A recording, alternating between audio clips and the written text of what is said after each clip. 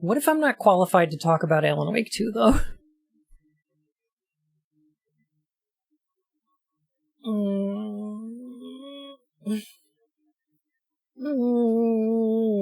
It's hard.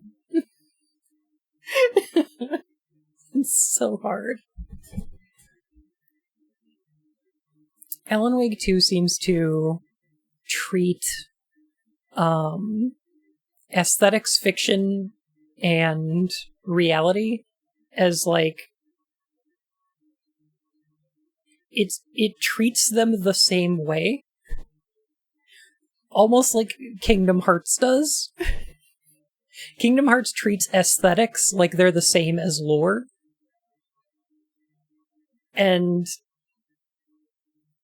I think this game treats all of them like metaphor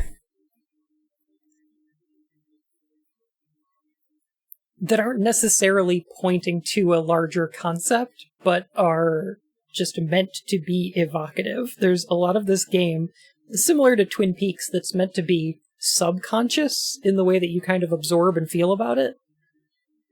And I struggle to try and communicate that. Because I have trouble just even conceptualizing it in my head. Alan Wake 2 does have a very different approach from Alan Wake 1. And one of the reasons for that is that Alan Wake 1 is about fiction becoming real and like reality being influenced by fiction.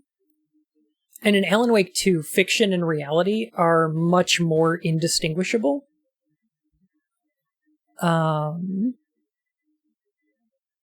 Both reality in the narrative sense in the game and also reality in the real world that we are existing in as we're playing the game. You know, it's treating all of these things as the same. So yeah, it's hard to talk about, I think, because it's just hard to think about. Yeah, that's true about this.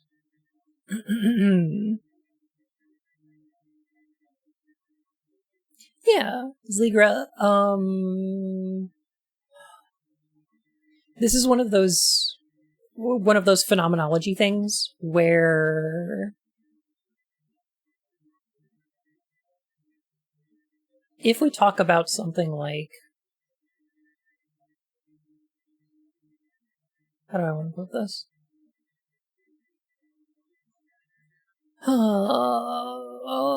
Okay. We have, in this game, the cult of the tree and the cult of the word. Yay, I'm here now. Remember kids, this is for a video. Try not to heckle too much or you'll give me several migraines. You ruined my take, man. Have fun editing that.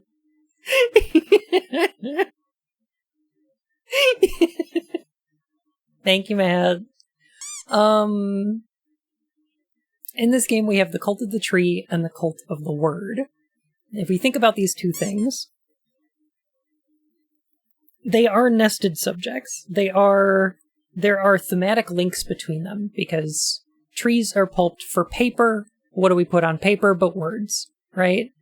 Water and trees, ink and paper. These are associated concepts. If we look at a thing like a tree, we can relate it to a lot of topics, like, for example, Yggdrasil, the world tree, which has its roots in all worlds. There's a bunch of like resonant ideas and mythological concepts, and this game is trying to evoke all of those. But at the end of the day, there's nothing about a tree that contains the word tree. If that makes sense. If you took a tree and you ground it up into its material components and you looked through every molecule, you would never find one that contains the word in English tree, or the human concept tree, or even the idea of a tree that exists in your head. It's not a fundamental or objective part of the thing. Reality does not contain or even evoke the image of reality. That's something that we're bringing to it. Therefore, our experiential relationship to the real world is constantly a conversation between things that exist and things that are happening in our head and that we're sensing. Talking semiotics here? A little bit. I don't want to get too far into it because I'm not a philosophy major and I'm very bad with epistemology, right?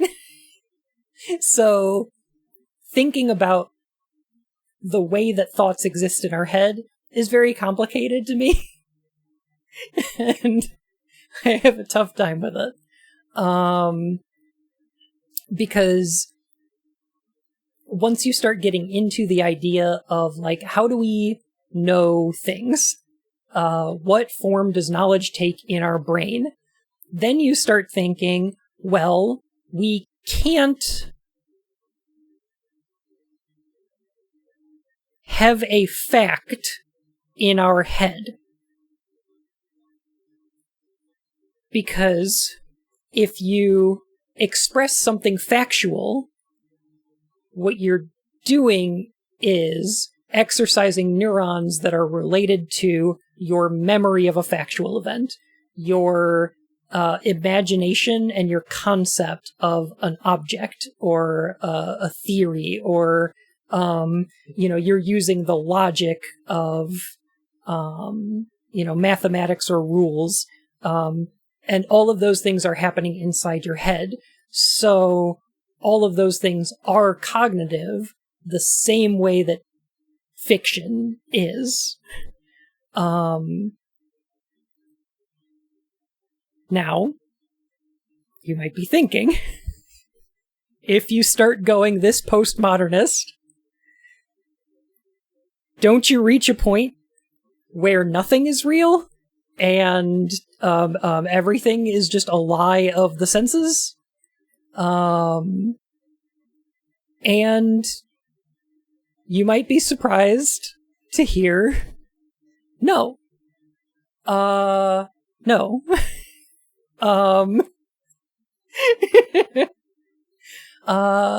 Actually, it's not. Because these things are not being made up in your head in a vacuum. They are in conversation with both other consciousnesses and the real world. They are influenced by and influencing reality. Therefore, existence isn't fiction in our head, and it isn't an objective reality. It is a conversation between these two things. It is experienced entirely in terms of phenomenon, or, as this game might put it, rituals. Irene, thank you so much for the follow, my furry whiskers. Anyway, I have a lot of trouble with these concepts. These are very complicated and they hurt my bunny brain. Oh, goodness.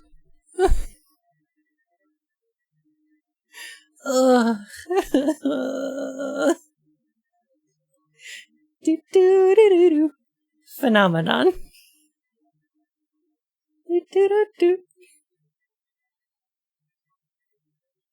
I don't do test newbie. I do projects. I want you to do a creative work and bring it back to me.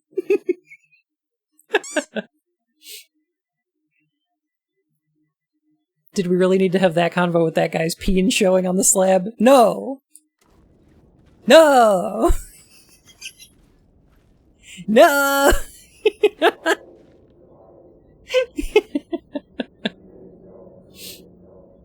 Oh, goodness. Plato's Cave is important. I think I'll bring it up later. There is something about it that I wanted to mention, and I don't remember what it is off the top of my head right now. No. Bunny. Bumney. Phoebe, thank you for 64 months. That's enough bits to have an entirely 3D processor. Rad.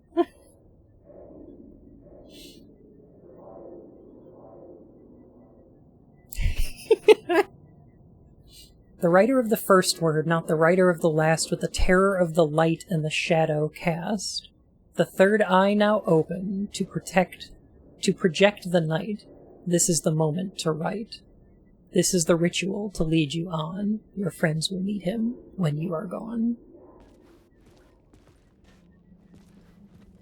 It just occurred to me, oh god.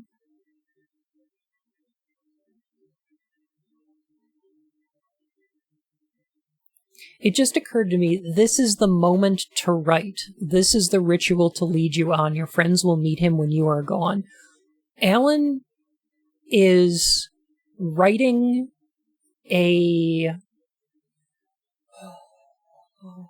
Alan is doing the ritual of writing, the process of creating art. The thing that your friends will meet when you are gone might refer to Scratch in this narrative, but if we take it as a larger message, the idea that your art will outlast you, that people's concept of you will exist when you don't anymore, is, I think, an interesting one. Because, like, I'm a white rabbit. I think a lot about Lewis Carroll. I know a little bit about, his history and his life. I know about his art, but the character of Lewis Carroll that I have in my head is not the same as the person that existed, That's the one that I know when he's gone.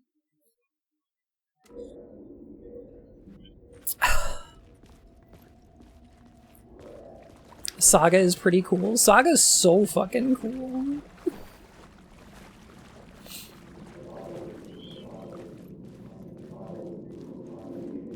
You know a little more about Lewis Carroll now than you did with Margot. True. Stepping to the murder site, I'd felt it, hanging in the air. A meaning, the violent emotion of the act, like a cloud of wrath. The dead eyes of the victim staring at something you couldn't see, and yet making you aware of it. Something that soaked into this place on a molecular level, overlapping with your meaningless existence. A regression to something you had managed to forget, marking you, taking you for a ride, making you crazier.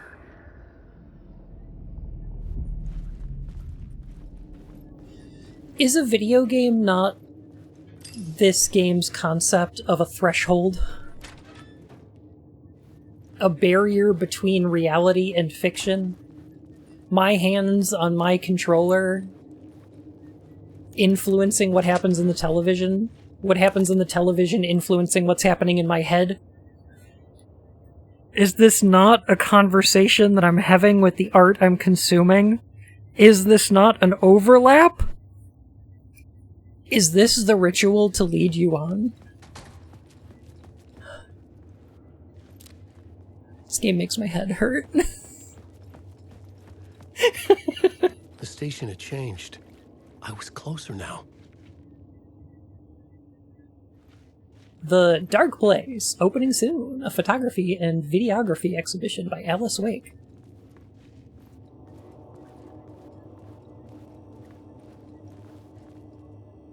Oh man, Looper. Remember the movie Looper?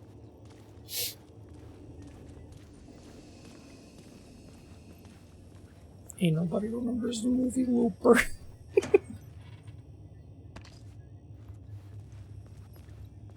Held by Sleepy, understandable. Not since last week when you mentioned Looper. Looper team. Parliament Tower. Our home in New York. Was I really this close to being home? Going up to our apartment? You and he Would I were be home? buddies, weren't you? Or was this just an echo of the real thing? You and he were Even then, the murder site had brought me buddies. one step closer to escape.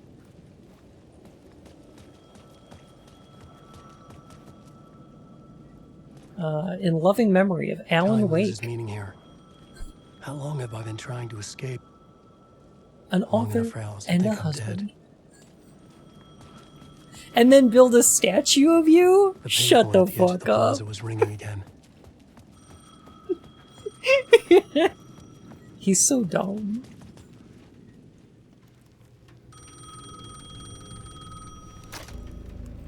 Hey, Alan. Thank God it picked up. I thought I lost you again. Who are you? Why are you helping me? Did you go deeper? To the overlap? Are you talking about the murder site? Yeah, I did. That's fantastic, Alan. We're closer to getting out. We're making progress. Well, we would be if you would answer my damn questions. Last time we spoke, you were pretty worried about Alice. Did you ever check Parliament Tower? To make sure she really got out of the dark place? Well, of course she got out. That's why I'm here. That's the whole goddamn point. Be very careful, Alan. The dark presence is stealing from you. It can already manifest as your double. Scratch will come. Wait, hello? A statue that looks like him now, not when he disappeared. Totally. Yeah.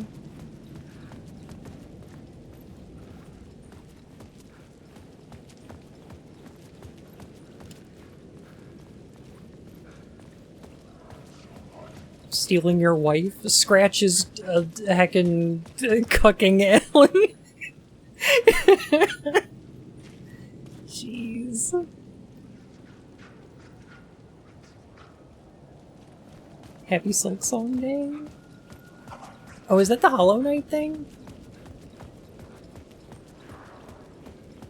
I hope y'all enjoy it.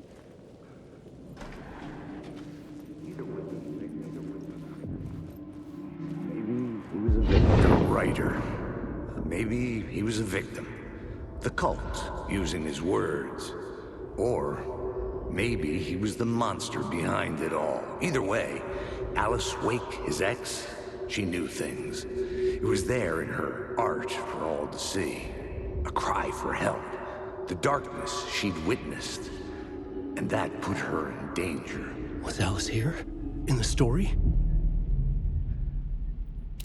You can see there's some ools here. In the very Art Deco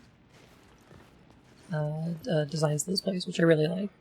I think in this game that Alan is related to ools, and Saga is related to deer. I think they use this imagery pretty constantly. Specifically the Egyptomania side of Art Deco, yeah, which was big in New York. Oh yeah. Yeah, there's a blurriness to the world that's kind of like when you're waking up from sleep, but also like if you're looking at something from underwater, you know, if you've got your eyes open in a pool.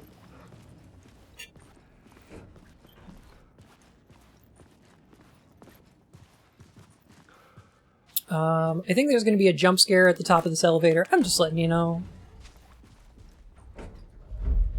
I'm just letting you know when we get to the top of here, it's going to be a little obnoxious.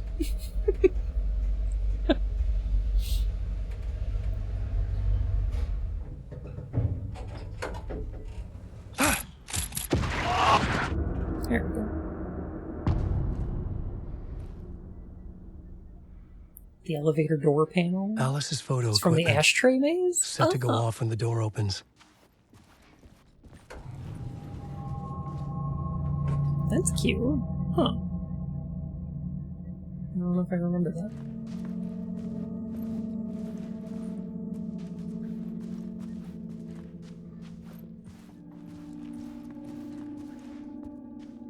How did spending 15 years in a lake make Alan so hot? Get out! Leave me alone! Alice! Alice! He did get hotter, didn't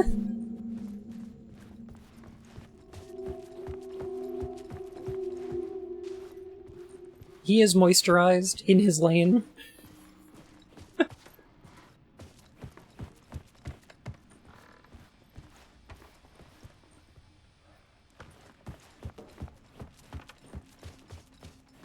It's one of the symbols in Ocean View. It is. This is the door to my study, where I wrote my books. This symbol wasn't here before. Hmm.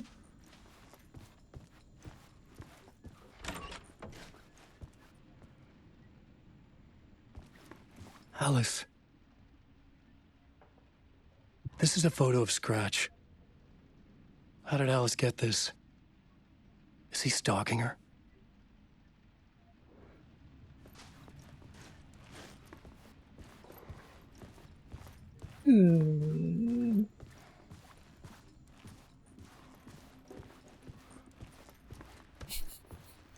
Uzumaki. Gosh, I can't wait until we get a game with Junji Ito involved. Alice's video camera. No memory card inside. That could have been PT. Video art doc. On screens, multi. Focal point of the Dark Voice. Alright. Here's a thought that I had. If we look at some of these photos, we can see like these blurry shapes here. I think that the shadows we see in New York during Alan's sections of this game are the Dark Place manifesting these shades from Alice's art. They don't seem to behave or talk like the snippets of Alan's writing. They tend to be much quieter, much more...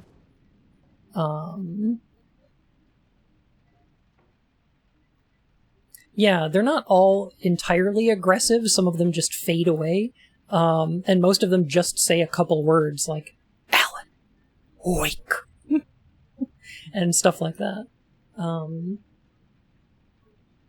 So, I don't know. There's things like this that make me think that it's possible that these are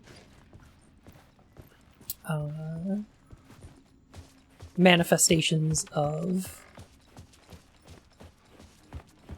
Alice's art.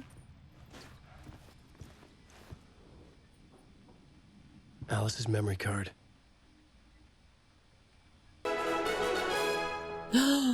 Alexander? Nui.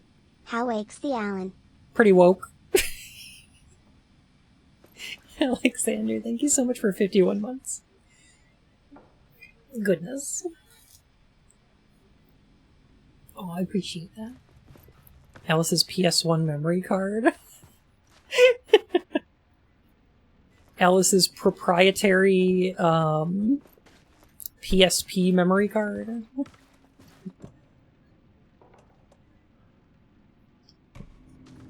Sony brand.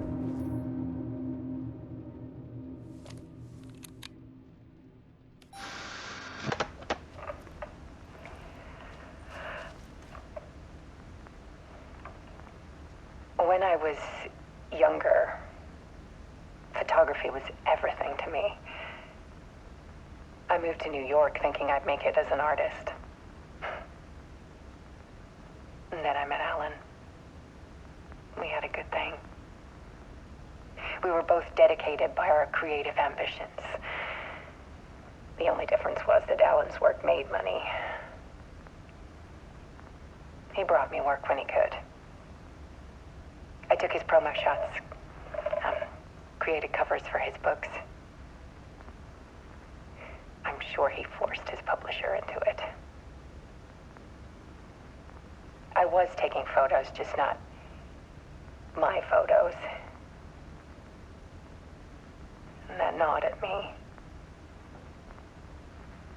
Things got complicated sometimes, but that's life, right? We loved each other.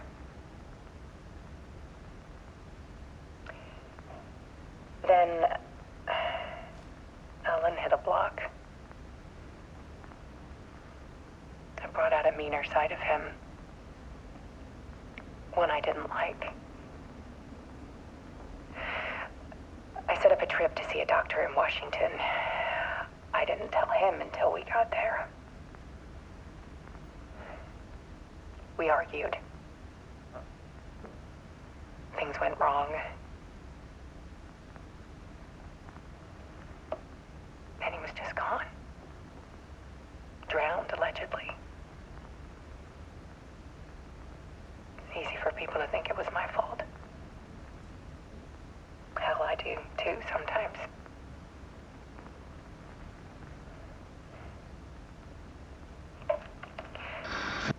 About 6 years ago, I started hearing noises in the night. Typewriter keys clacking. Voices. Alan was back. The Haunting me.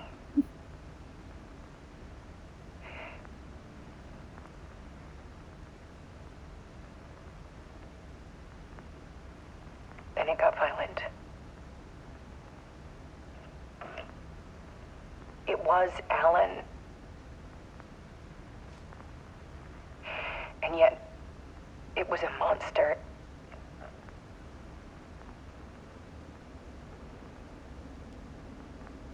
He always did have anger in him.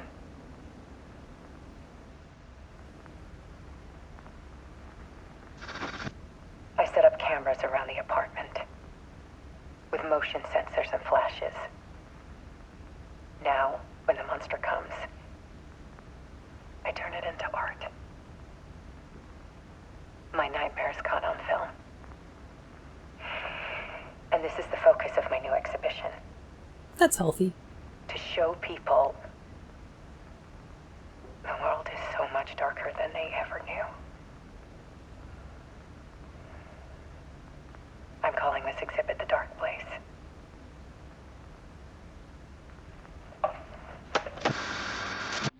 Alice. Scratch was terrorizing her. Why? My new exhibition, My Dead Husband is Haunting Me. That sounds healthy. That's great. So, I think y'all are absolutely correct. There's something really interesting about the way that this game, in particular, Remedy stuff in general, uses real-life actors. And part of that is, obviously, like, this game wants to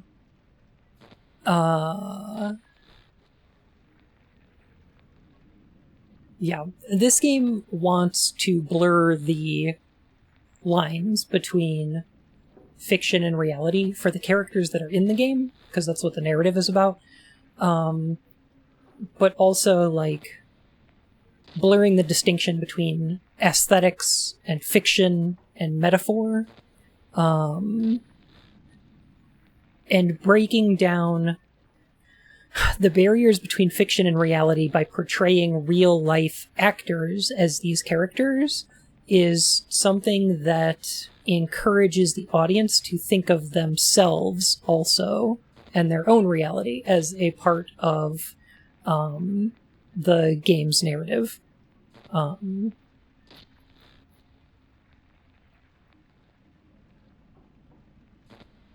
It's the kind of game that considers the player to be a ingredient in the art itself.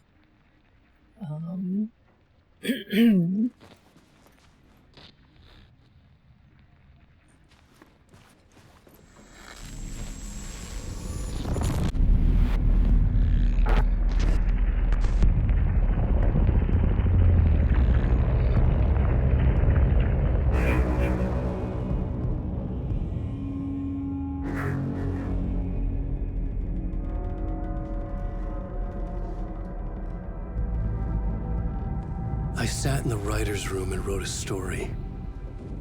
Initiation. To project myself through the dark place, to look for a way out. The story had brought me here, brought me nowhere. Looped me back. I was writing the story. And in the story, I now stepped into the writer's room.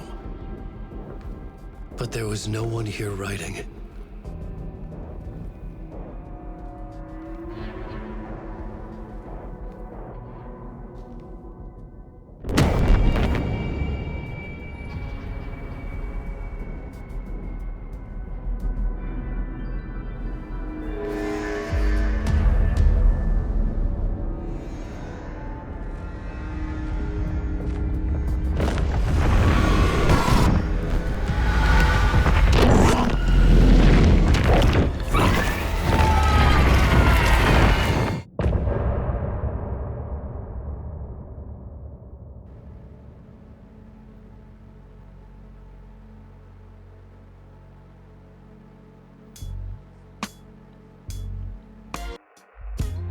Some say that it lives forever, this road that I lose you on every time. Some say that it lives forever, this road. Some say that it lives forever, this road that I lose you on every time. Some say that it lives forever, this road. I can see you there, but you don't see me anywhere. I'm right in front of you, I'm right here on this long winding road. What are you looking at? Is it your face on a pane of glass? It does play the same song, however, the lyrics are slightly different. Will it ever let me go? Forever I am. You know, and this is according to my own pet theory, that some say that this loops forever. This road that I lose you on every time. True. Just to fall into this trap. This winding road.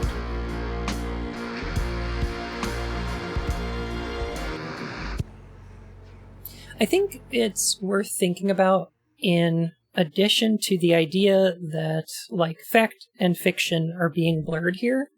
It's also about blurring the ideas behind... How do I put this? In the first game, Alan says that in a horror story, there's only monsters and victims, right? In this game, they introduce tropes like that. Monsters and villains and heroes and victims and all of these, and then want to drastically blur the lines between them.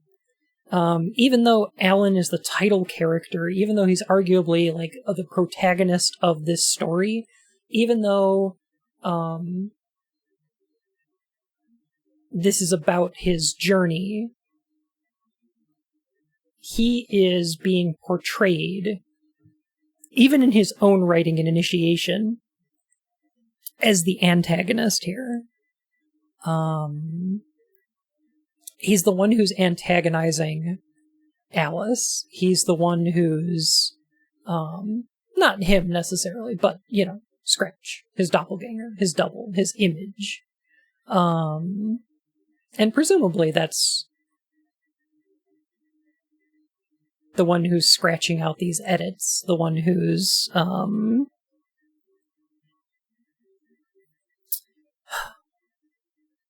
changing the story to his will, right? At this point in the game, they've kind of established the story that the idea is that Alan has written a book that he doesn't remember. Scratch is making edits to it, and the edits seem to be inserting Saga Anderson into this story and drawing her into the overlap and pulling her deeper in, right? That's kind of where the story is at this point.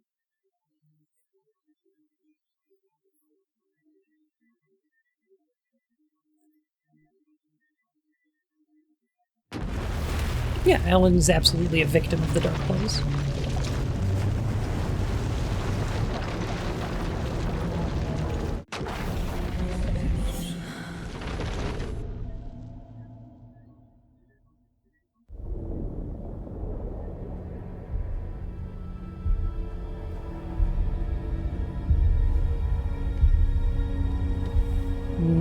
Comfy.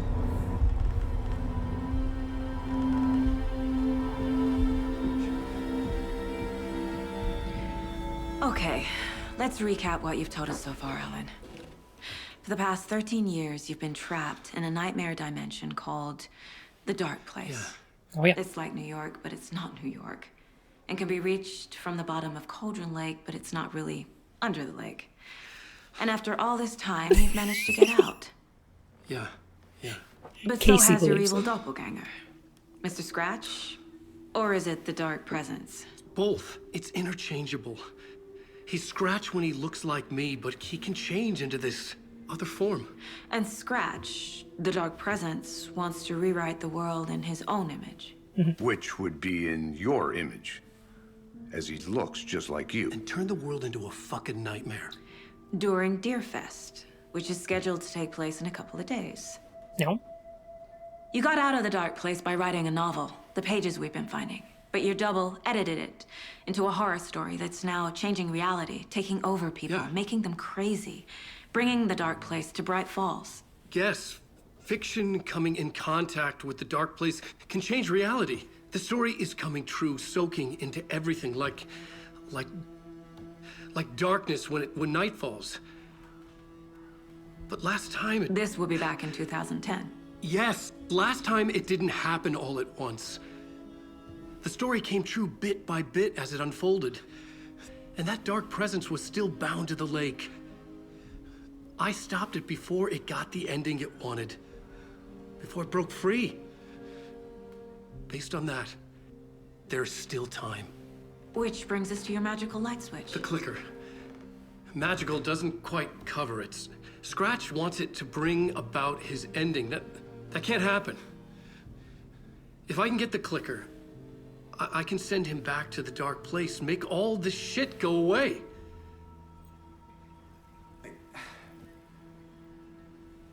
Look, I know it's batshit crazy. My memory is full of holes, and I'm not sure how much I can trust. It's like a half-forgotten dream.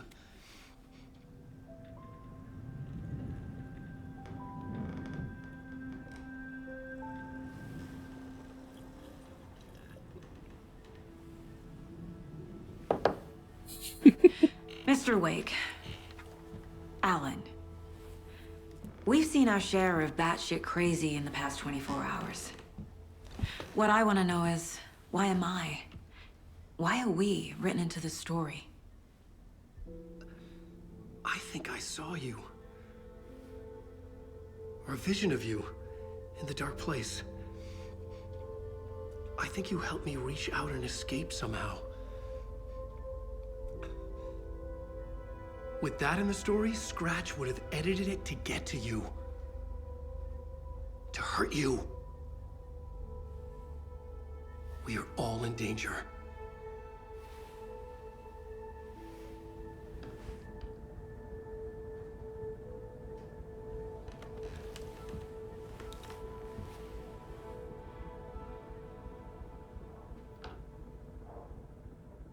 It's insane. And there's so much of it.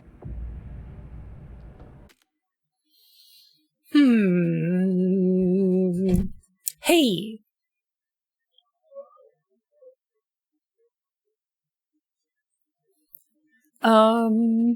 This might be a dumb point, but I thought I would ask.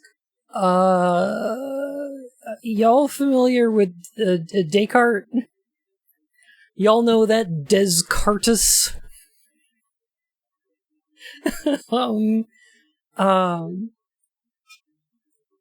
Kinda. I think that in this scene, Alan is a bit of a Cartesian demon. He's a bit acting like Descartes' malevolent god. If that makes sense. I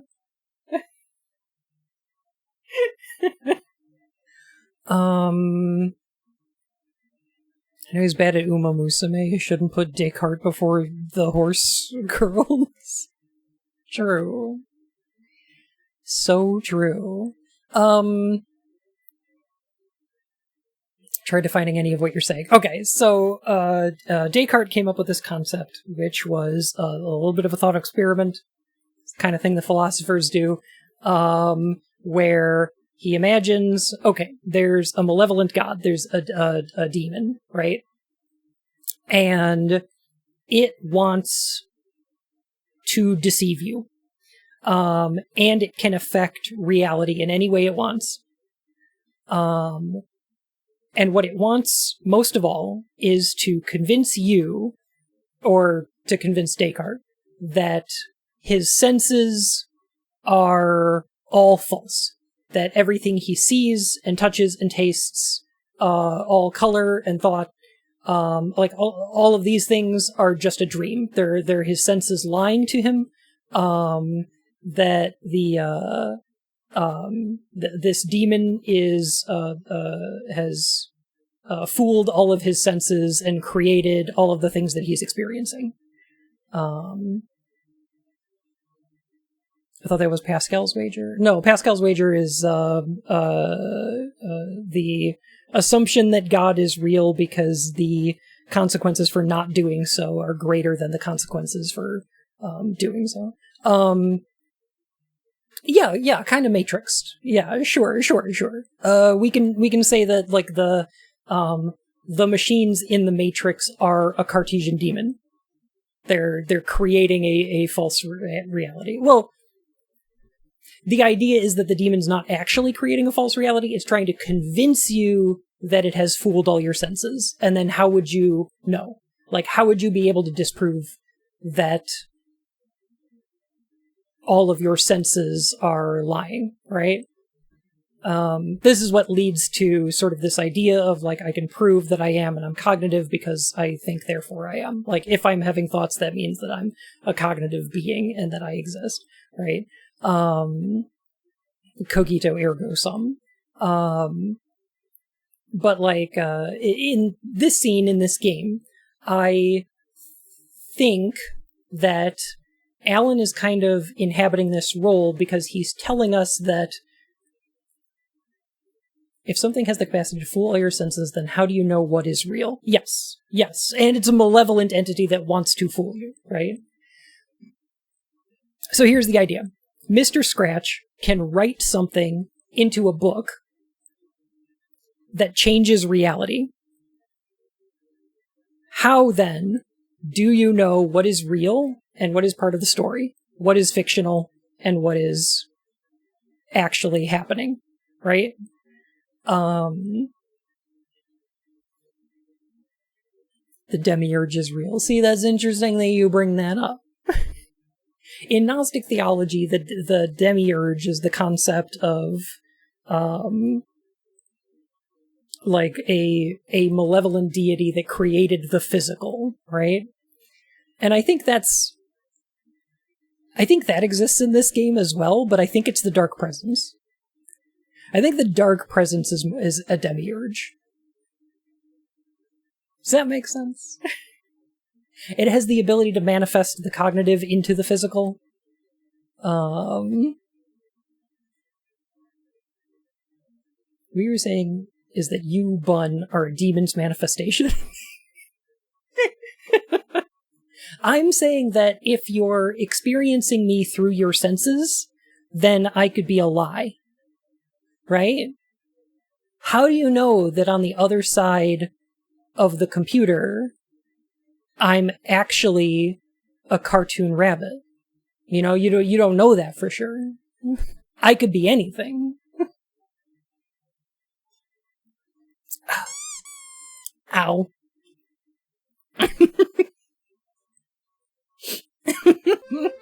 You aren't a cartoon rabbit? No, I was just using that as an example. horse walks into a bar. The bartender asks if they'd like a drink. They say he think not, and cease to exist. Now, he could have explained the philosophy of cogito ergo sum, but that would have been putting the cart before the horse. I see. That's good. All knowledge is ultimately based upon that which we cannot prove. Will you stand and fight, or will you perish like a dog?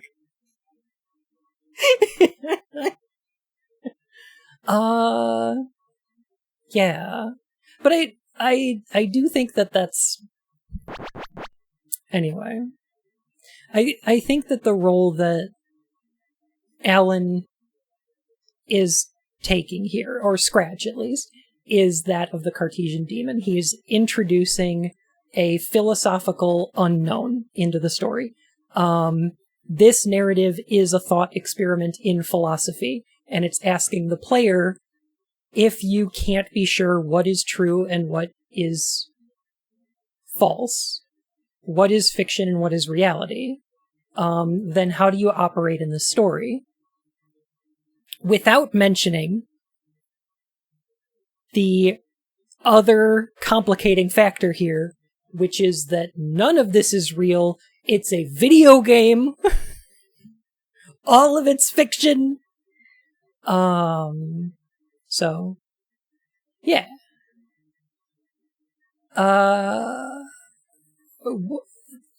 This game is interesting. It hurts my brain. I think that it's interesting that there's a lot of video games out there that expose, or, Neither I, nor anything, actually exist, Officer Bunn says, trying to avoid paying a parking ticket. Yep. It's not a video. It's a game. Oh my god. Go find something good to eat? Absolutely. That's a great idea, actually. The Demiurge is a fascinating, complex topic that you could write a small bookshelf about. They have. People have. I swear.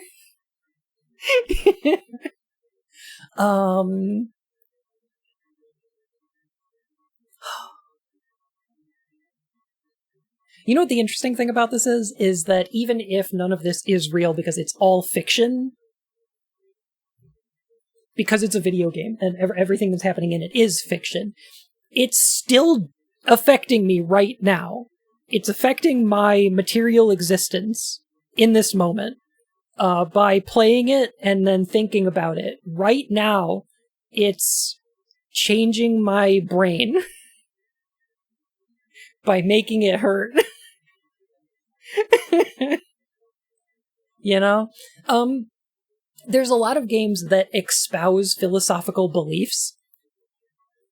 I feel like this game is a conversation about philosophy. That's kind of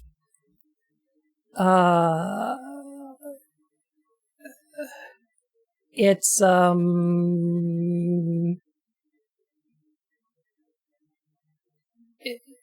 an impetus to have philosophical thought rather than to tell you it's philosophy, if that makes sense.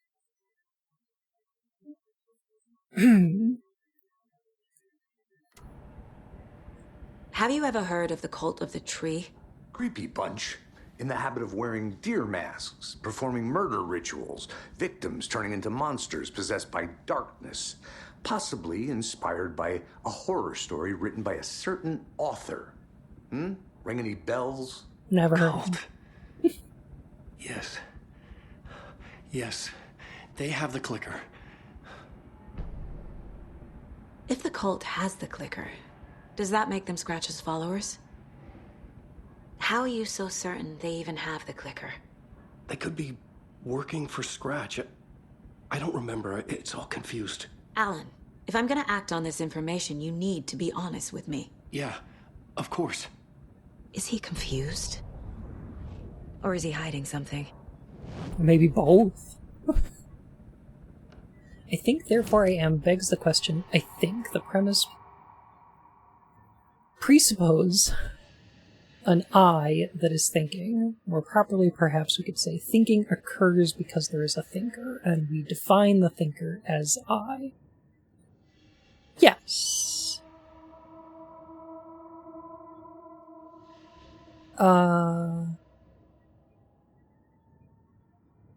Yeah. Where do these thoughts occur?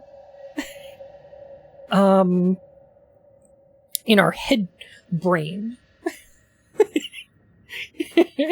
These thoughts are occurring inside our head and our mind and our brain. And,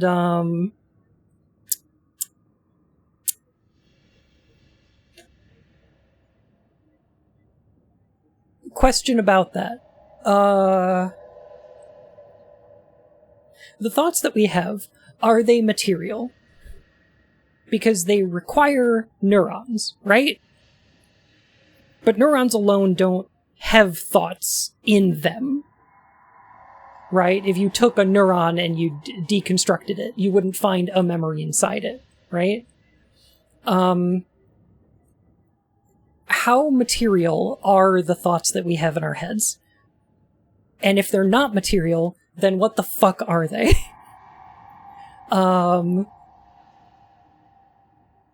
Here's what I think is true, is that, similar to art, the thoughts we have are a conversation between neurons. They're the phenomenon, or the ritual, of the firing of synapses between them, the interactions of the pathways of the brain. That's where the thoughts are coming from. It's not the neurons themselves. It's not the energy or electricity crackling between them. It is all of this in conversation as a complex system that creates cognitive thought, right? We don't know what the fuck scientifically is a consciousness. It's like we don't know what a fish is, you know? We have a word for a thing that we can think about, but we don't know objectively what it is. You presume your brain isn't an illusion. I mean, that's the thing. It could be. I couldn't prove it's not.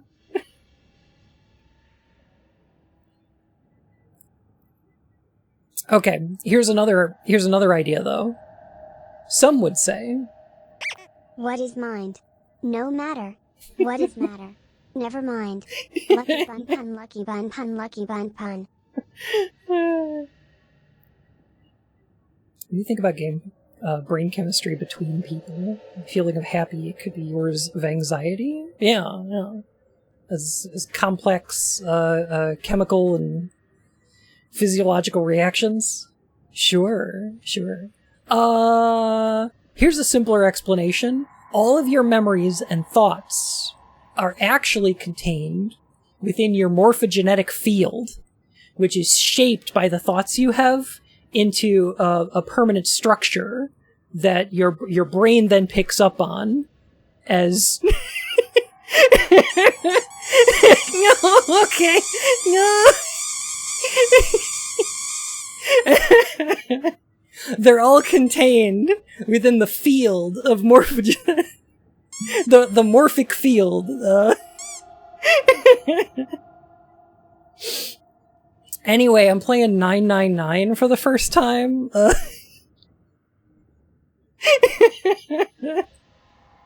That's been a lot of fun.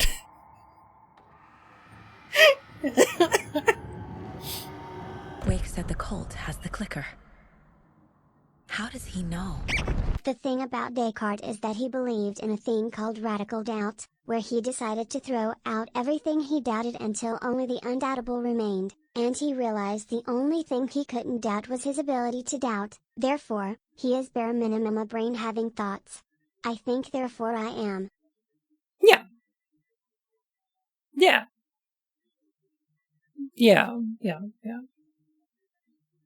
What if I doubt his ability to doubt, though? What if I invalidate his personhood? I can't prove that he's a thinking organism, right? Oh no, I've just found solipsism. Oh shit.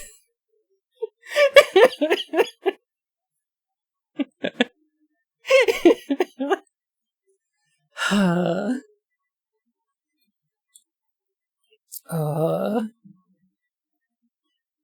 writer is the reader. The next chapter, the next chapter, the next chapter. Keep the pages safe, the dark shining of the words. Wake is hiding pages. That's how he knows the cult has the clicker. Wake has a double. Mr. Scratch. Where is he now?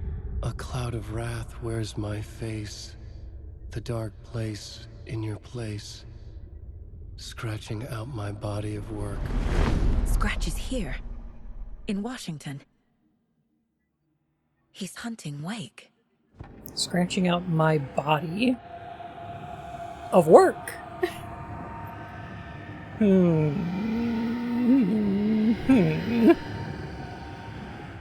know what's really interesting to me?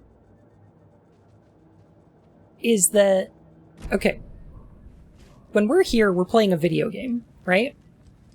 This is a video game. I'm playing it, walking around as Saga Anderson, right? And then I can pull myself into Saga's conceptual place, where we look down at the story and the map and, you know, the script, into kind of this meta space, where Saga is almost like, this is the closest she gets to inhabiting the role of the player of the game. Does that make sense? This is an area that exists almost beyond the fourth wall, in a space that is less real in the video game, because it's her cognitive space, right? It's in her imagination. But for us, this space is almost like pulling ourselves out to the couch where we're sitting and playing this video game. It is a meta space. Absolutely. Yes.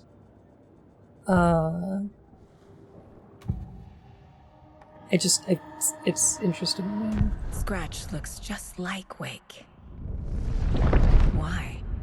Don't wake up the dreamer if your life is a dream. Okay. That's a reference to one of the episodes of Night Springs in Alan Wake 1, right? Where there's a bunch of people staring at a guy who's sleeping, and they're all like, oh, don't wake that guy up. We're all in his dream. Do you remember that?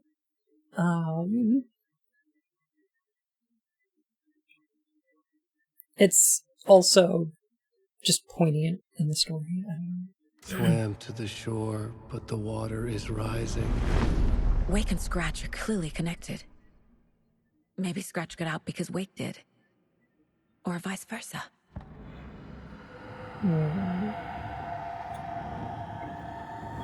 Alan doesn't have a ghost version of himself floating by himself, which is interesting.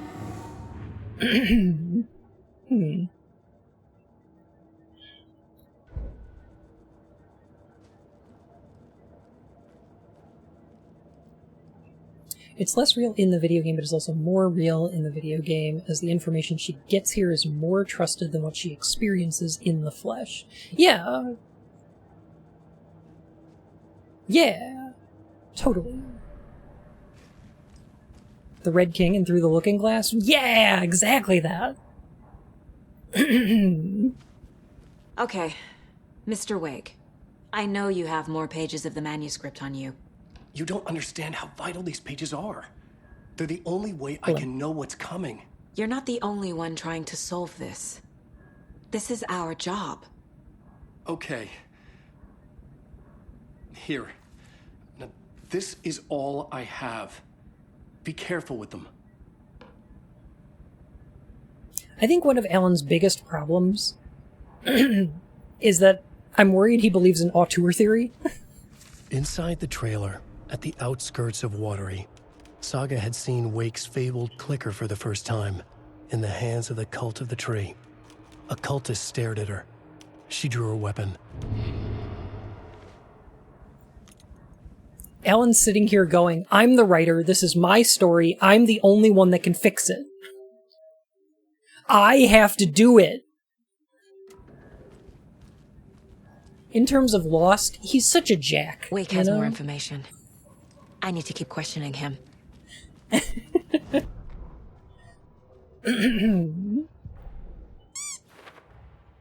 Yeah. But that's Wake just like... gave us a lot of information.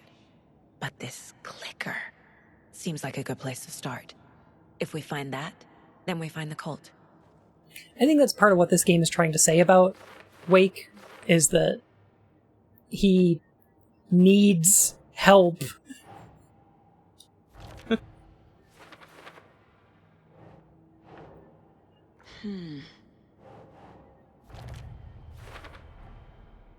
The cult of the tree has the clicker Wake told me about. They're a part of all this. The more Alan writes, the more material the AIs get to emulate him. Yeah, we'll just feed all his writing into the slop machine. It's all on the page. The clicker, the cult. Okay, I'll head to Watery and find this trailer. Casey, you stay here and keep an eye on Mr. Wake. Got it. No, you need me there. No dice, pal. This is an FBI investigation, and I don't see a badge on that flannel. Flannel?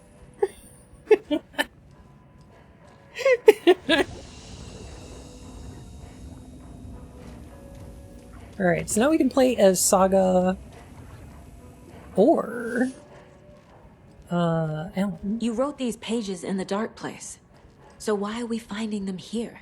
I think I wrote them. I remember writing an endless amount of pages, but when this happened before, the pages were being sent from the dark place to help me. Maybe the same thing is happening here. That's all for now, Mr. Wake. Thank you for your cooperation. DLC kind of touches on large language models. Yeah, I mentioned this during the first Alan Wake video, but I think we can definitely bring it up here. The Dark Presence, Cauldron Lake, is kind of an apt metaphor, I think, for what's happening with large language models today. If you dump enough media into it, if you dump enough art into there, it can regurgitate something that looks like art. It has the same shape as art. It's just hollow and evil and destroying our world. You know. Okay. Past favorite. AI. Go. The yarn puppet monstrosity. Stuffed moose and squirrels. Ooh. This is the third time I've requested something be done about the TV in my room. It keeps going on by itself.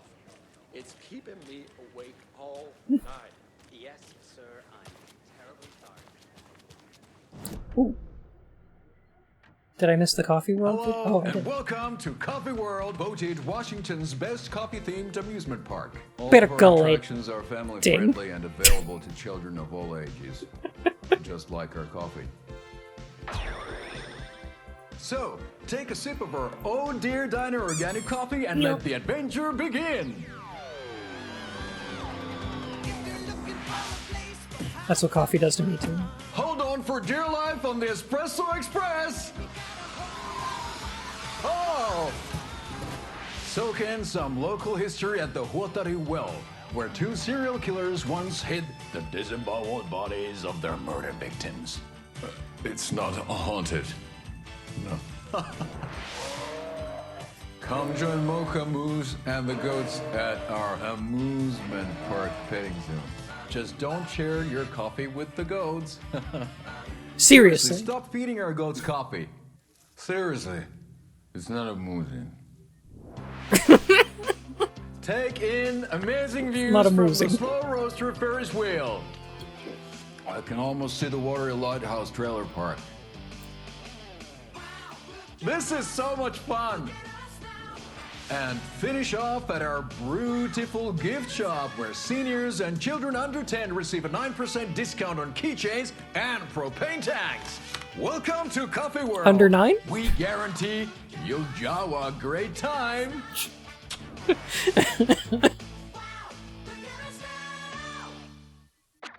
Yako is so excited about that. Bun, can we go? Oh, fine. All right, we can go to Coffee World. All right, fine. Everybody hop in the car.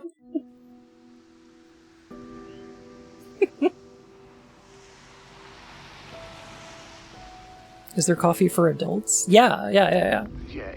After midnight, it changes to, Coffee World.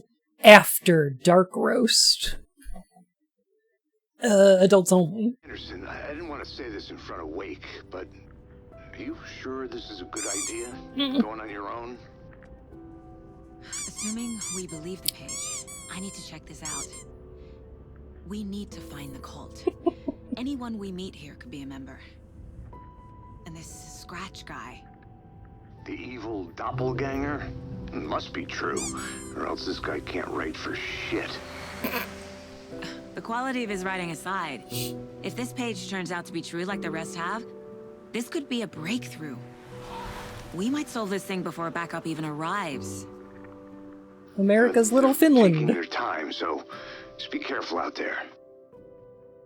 Meanwhile, I think me and Wake will have a chat. Maybe I can shake something loose. Okay. But remember what happened with the salt shaker? Yeah, real funny.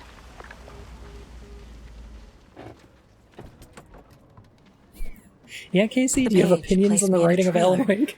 Somewhere in Watery. I should ask around.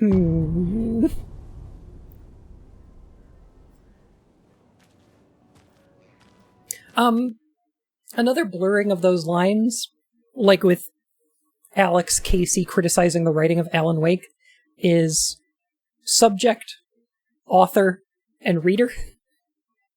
The viewer of the art, the content of the art, and the creator of the art. All of these things are very muddled in this game on purpose. My concern about doing a Bunalysis about this game is that I don't have answers for a lot of the questions I want to ask about it. I don't feel like I know what all of the metaphors in this game mean. But I also think that that's on purpose, because I think that there's a lot of imagery and metaphor in this game that's not alluding to a larger point, necessarily. I think that it's there to be evocative on more of a subconscious level. It's there to create a feeling, and a dialogue about that feeling, yeah. A vote for Mayor Setter is a vote for everyone. For Watery!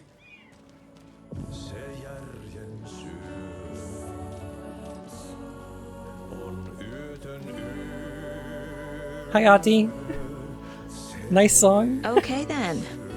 Catchy tune.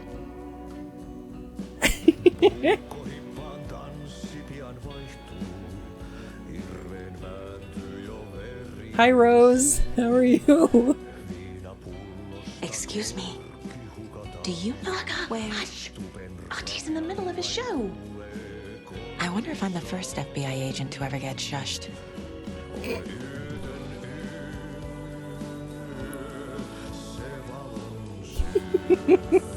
Hey, Rick. How are you?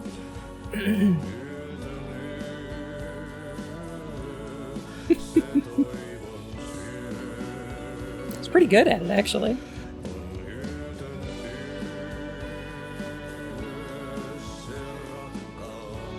I think this is where Ati was vacationing during Control. It's certainly possible.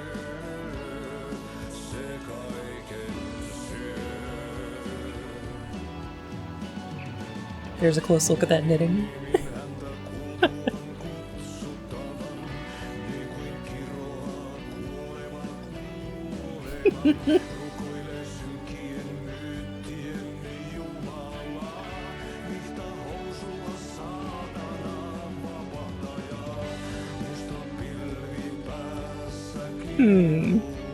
Interesting lyrics.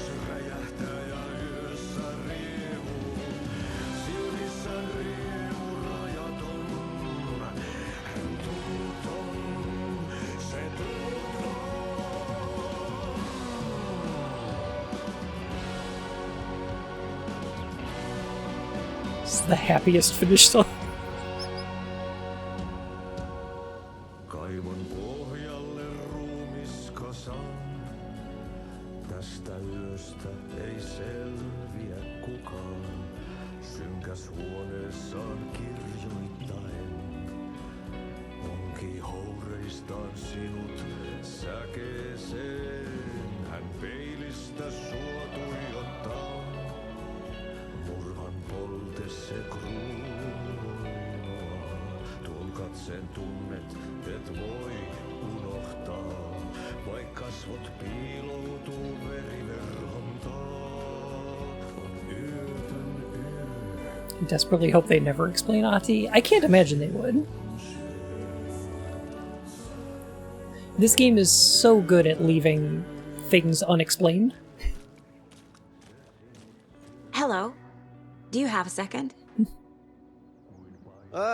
Long time and no see, Miss Anderson. Thor and Odin are not here. They are old tricksters always sneaking off. Sorry.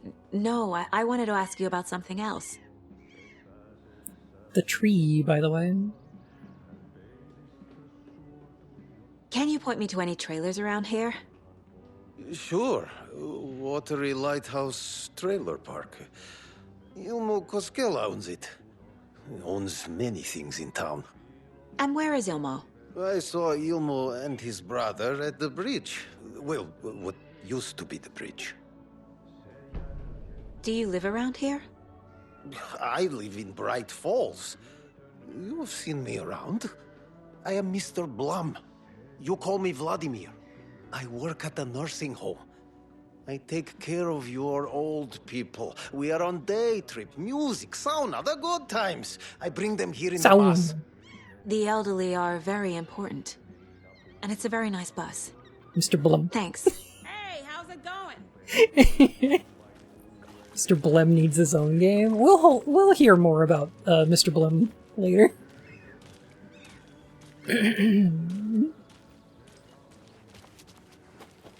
Let's go check out the sauna. Mom's family was from Sweden. I've always imagined it kind of like this. Saunas, lakes. Seems nice. Enjoying the sauna? You bet. The steam is amazing on my creaky old joints.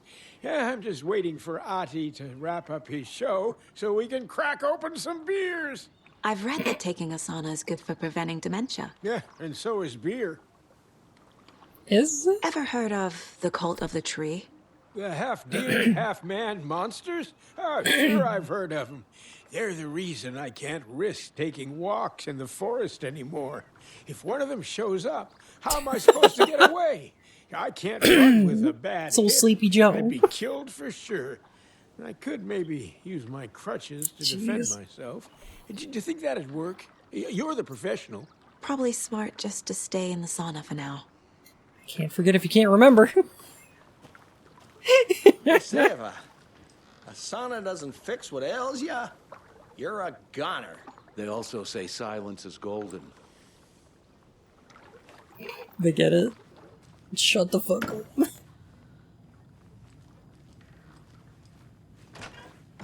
Whew.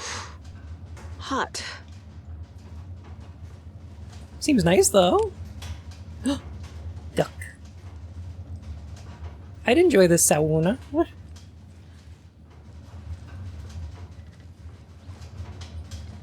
Gotta keep that door closed though. I don't want all the heat to get out.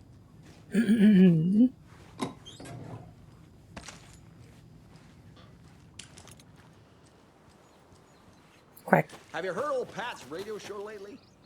Yeah, I fear he's losing his grip on reality. I don't care to listen to pointless jibber jabber.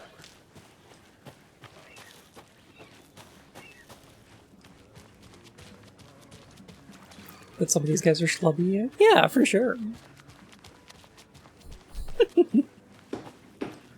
Watery's definitely quaint.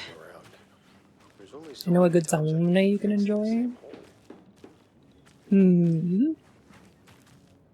Good to see you. Duck.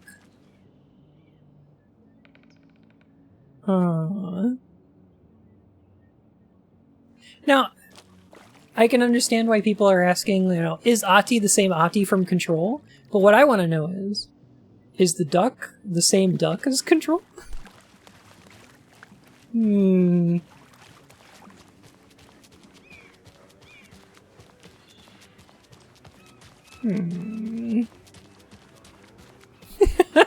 I love that PS3 demo so much.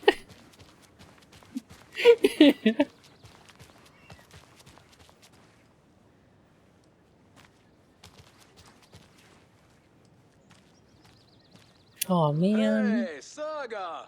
Over here! I used to have a car that looked just like this. Oh. She was a 1988 Caprice Classic. Chevy Caprice is a good car. V8 engine. I miss her. Okay, so I just want to remind you real quick. Last time we met Ilmo was outside of that little FBC monitoring station, and he didn't seem to know us, right? He was like, oh, look at your sweater, you must be Finnish. And she's like, oh, I'm Swedish on my mother's side. Okay, just keep that in mind. Hey, Ilmo. How did your walk in the woods with Steven go? Another satisfied customer. I just hope he remembers to write a good review on the webpage. Great to see you back in Watery, Saga. Everyone in town missed you. Super nice to see you again, Saga. They act like they've known me for years. This keeps happening. Are you familiar with the Cult of the Tree? Yeah, we always thought it was an urban legend. Kids drawing creepy symbols to scare each other, but, now it's gotten pretty damn real, huh? It's terrible what happened. We're all in shock. Well, we're looking into it. Hoping to get things back to normal soon. We're all for that. As normal as it ever gets around here. You own the trailer park, right? Mind if I take a look inside? Yeah, I'm pretty sure the owner of the Watery Lighthouse Trailer Park, me, can help you with that. It's good to have our funniest resident back. Resident? I don't understand what you mean. If this is your way of getting out of any outstanding bills, don't worry. They've been handled. Must be hard coming back to where you and your little girl lived. It's like they remember a different reality. Is the horror story messing with their memories?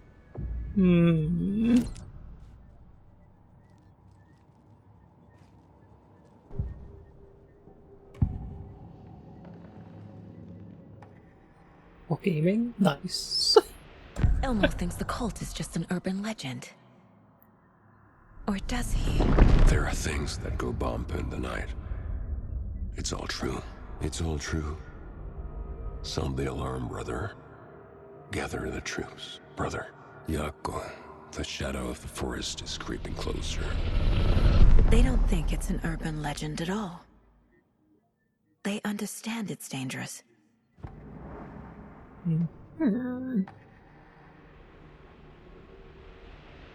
Things that go bump in the night. Ooh.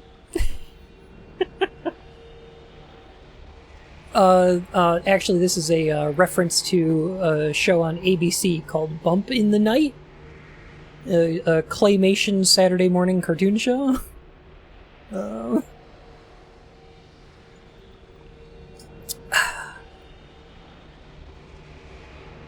Ilmo made it sound like I lived here.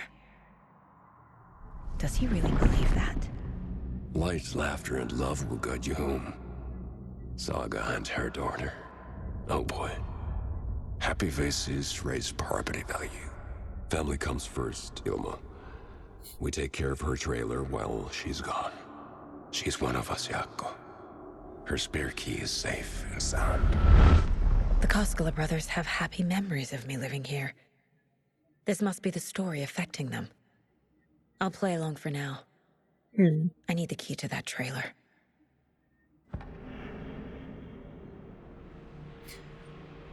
I do like that we kind of gotta take Saga's word for it. I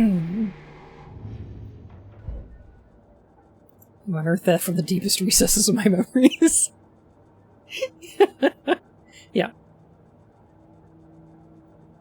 This is not deduction, that woman is just psychic. It's profiling. So what is Coffee World? You mean you haven't seen our commercial for it? Coffee World is a smooth blend of rides, food, and fun. We even had a real moose. Until recently. Plus, right next to Coffee World is the workshop of our own Kalevala Knights Motorcycle Club. We're busy building the floats for Deerfest. Don't go peeking, though. You know, we're saving the big reveal for Deerfest. Suspicious.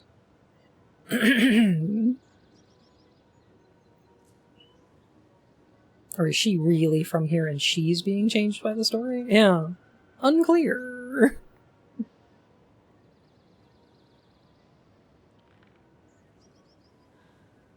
So, your commercials?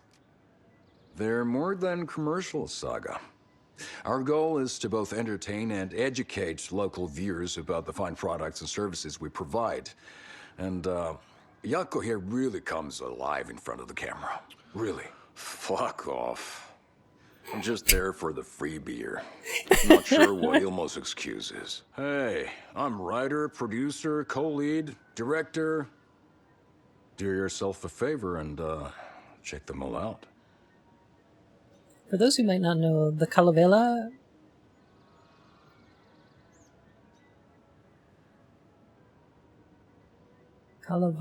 is the national epic poem of Finland, compiled from old folk tales. Fascinating. All joking aside, yes, I would like to see my trailer. Do you have a spare set of keys? Good for you. Yeah, I have a spare set. They're just over at Coffee World. I'll get them for you, but Jaakko and I have to head to Bright Falls. The spare keys are in the gift shop safe. I'll call ahead and have someone get them out for you. Oh, the road's flooded, but if you just follow this trail behind me, it'll lead you there. Call the gift shop so they can give Saga a hand. Yep.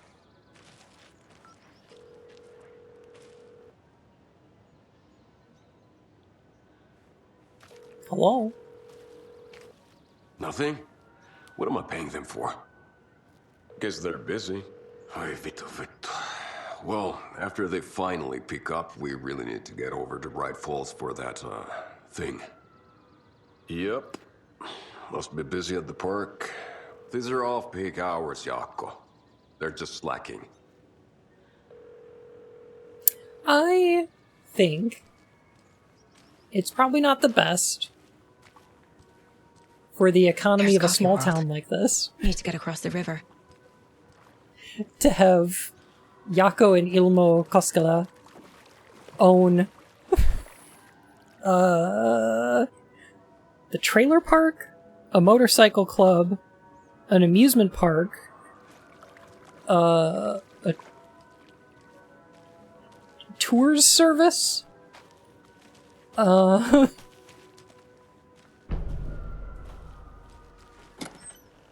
it just seems like they're stretching themselves a little thin. Plus making their own commercials for all of that. The old folks home? I don't think... They don't actually own that one. What was that? That was actually, it's managed by Barry, but it's owned by Torin Odin, I think. Fuck! FBI, show yourself! Look how distinct the wooden areas are in this. Huge improvement of the first game. Oh, yeah, absolutely.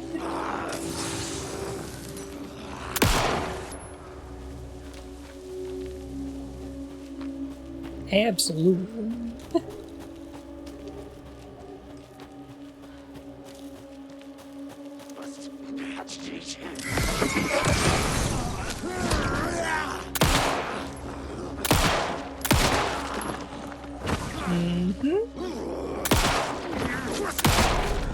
Okay.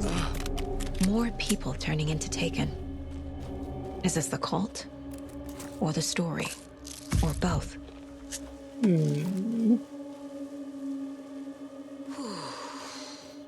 Good question, Saga.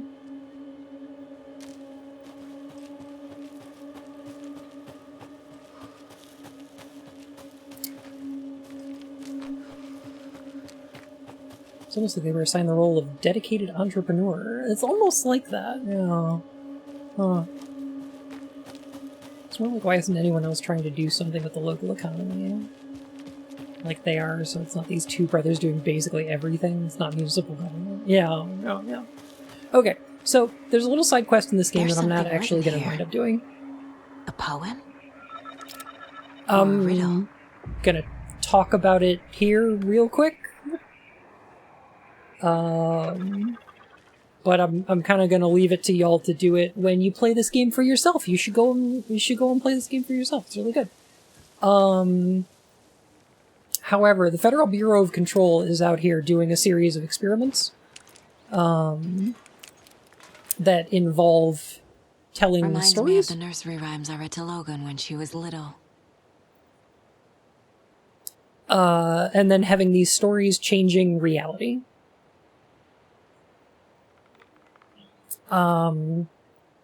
Because they're researching the powers of the lake, basically.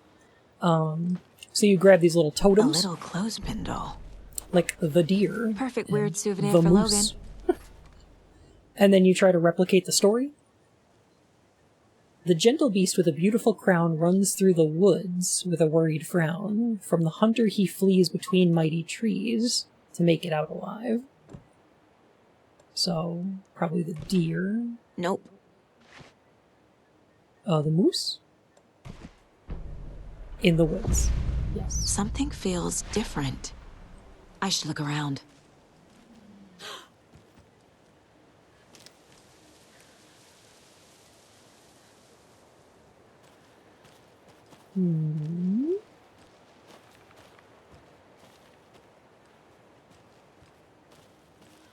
Oh.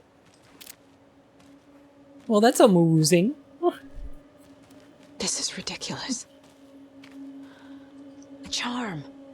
Cute. It'll go great on the bracelet Logan made for me. Huh.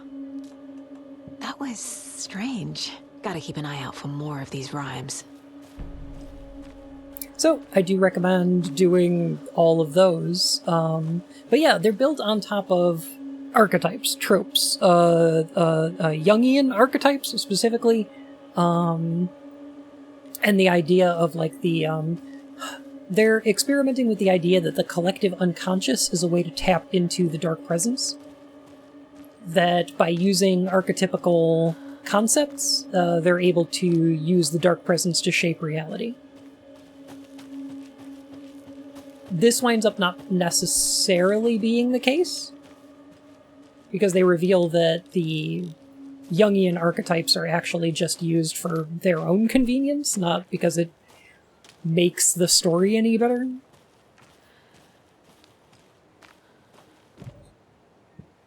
Or more true, I suppose. But, yeah. I think they're interesting and they fit within the theme of the game. They add a little bit to what's going on. June would love being in the FBC.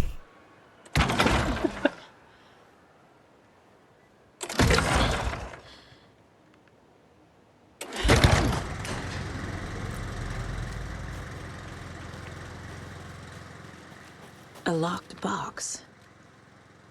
Is that the cult of the tree symbol on it? Wonder what's inside. There's also these puzzles that involve opening up these to boxes. open this thing. There's 2 arrows in the 2. There's 1 arrow in the 5. There's 3 arrows in the 7. 5, 2, 7?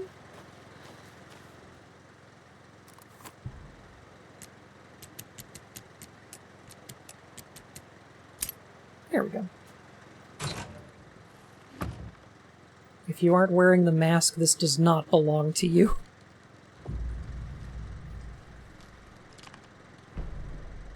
I'm gonna take it anyway. Aha.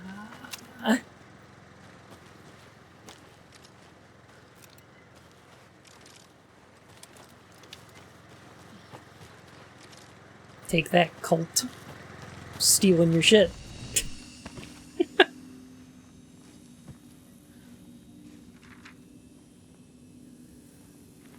I like how we control the oldest house doesn't react well to new technologies because they hadn't yet permeated the zeitgeist deep enough. Yeah.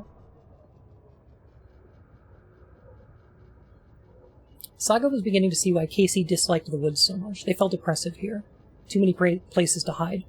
The distorted carnival music drifting from the amusement park did not help. What the Koskalas had said about her living in Watery with Logan unsettled her. For the horror story to involve her was one thing, but involving her daughter was crossing a line. Something darted across the path ahead, too fast to see. Saga drew her weapon. Her eyes searched the woods. A noise overhead. Saga swiveled to look. A local, a man, on the ridge above her. No, not a man. A monster with a hatchet in each hand. It shouted at her. Hunting season was a bust. What is a zeitgeist? A cultural understanding of ideas. I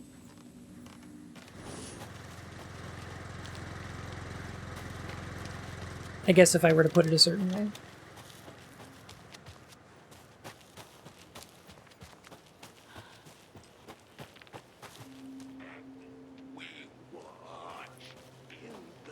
The spirit of the times. Yeah, for instance, when you save in a video game, sometimes there's a loading icon that pops up that's shaped like a floppy disk.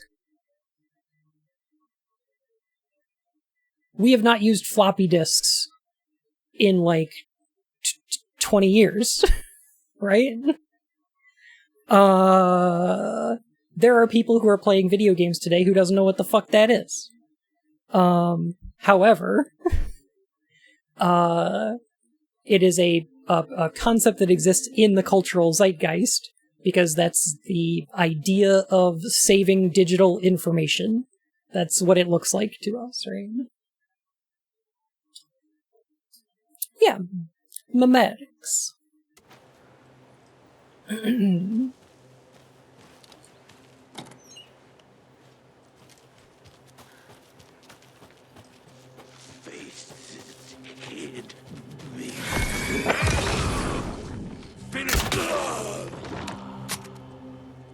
You said discs. Mm-hmm. Here's probably a more general one. In a lot of fiction, light and darkness as concepts are usually light exists as a concept of, knowledge, innocence, goodness, safety, whereas darkness is confusion, chaos, fear, it's ominous, it can be evil, and that's why in so many stories there's, the power of the light overcoming darkness, the evil shadows, things like that. They just exist in a cultural consciousness as shorthand for good and bad.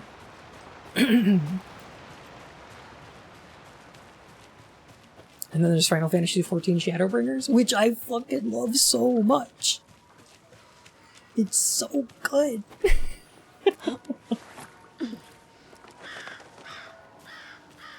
This game really likes to use concepts like that, like images of things that aren't necessarily related, but that it's drawing sort of connections between.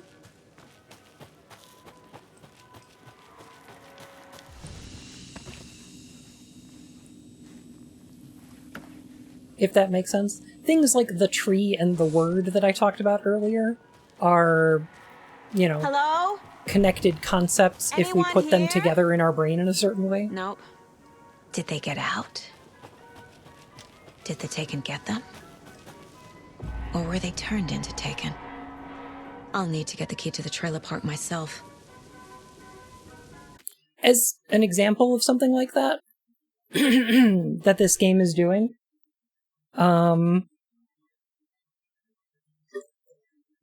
if you will allow me a little bit of indulgence, I'd like to read a thing that I wrote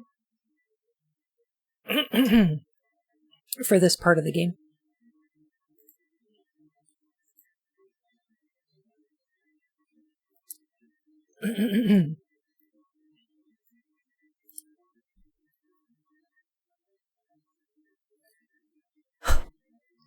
Water percolates up from the depths, bubbling up through the grounds. What was once clear is stained black and bitter. Black and bitter, a stained existence through a strained existence through a filter.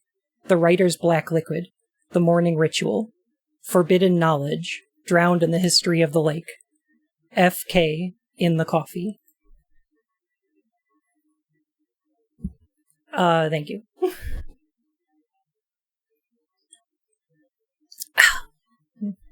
Ilmo said the key is kept in the gift shop safe. Logged. Needs something to jimmy it open with. A list of maintenance work. Thanks. A screwdriver. Huh. Blum.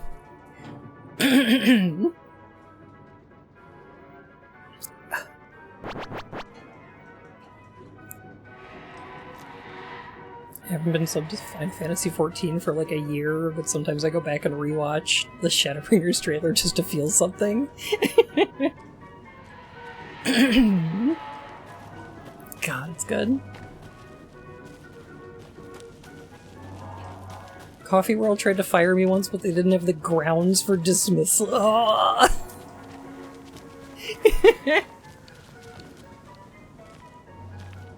Now, I got thinking about, like, why is it Coffee World? Aside from the fact that, I mean, it's coffee, it's a reference to Twin Peaks. Coffee's a big thing, especially for Cooper. But I do think there are places you can go with the metaphor if you really, you know, felt like it.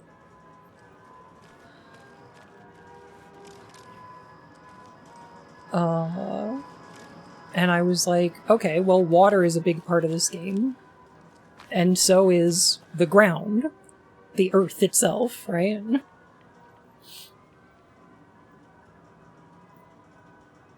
Water and grounds is what makes coffee. Black liquid that's important to a writer. Ink.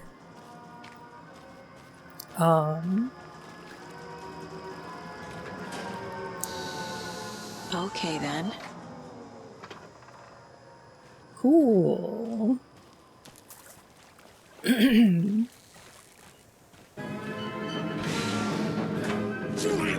Oh.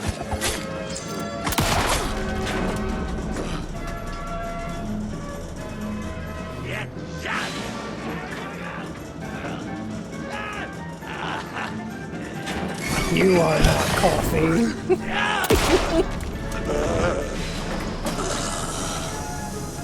God, the DLC for this game is so good. Because I kept being latte. There it is. Thank you, Matt. Hey, this should get that gift shop open.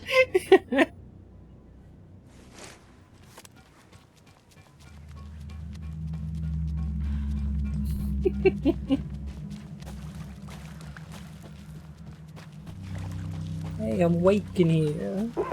Jesus! Calm down, Saga.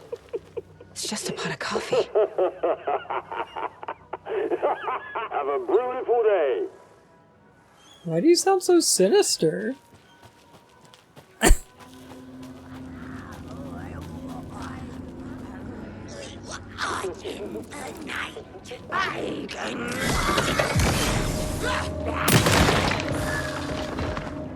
Alrighty.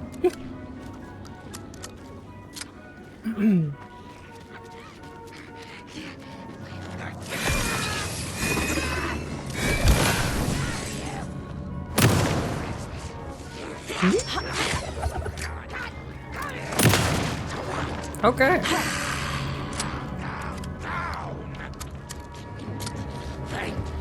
Whoa.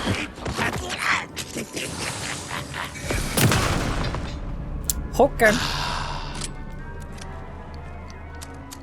felt they also went with coffee because percolate sounds a lot like one way to make coffee. To percolate. Sure.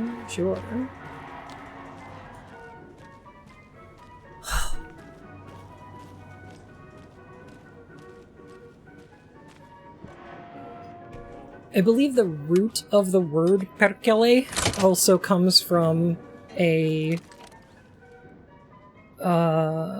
Finnish mythological deity. Now where is that safe? Which I believe is a malevolent god. But, you know, I'm not an expert.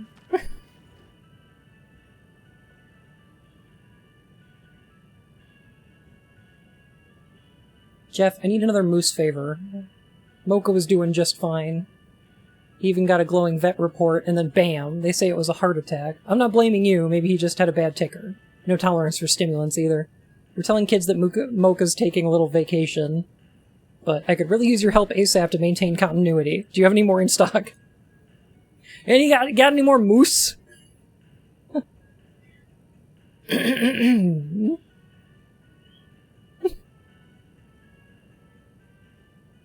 I need to replace a moose. Got another angry voicemail from a parent about her kid poking himself in the eye with one of our souvenir pucos. Whose grand idea was it to sell plastic knives in a coffee-themed amusement park anyway? Oh right, it was yours!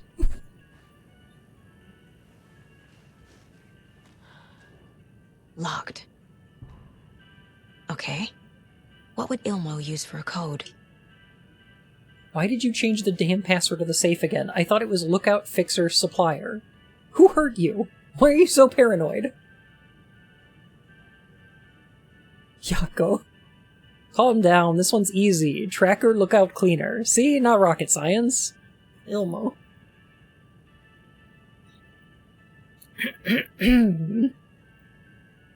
Tracker, Lookout, Cleaner.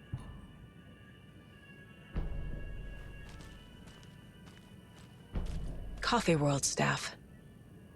Hope they're not all monsters now. The photos have stickers on them.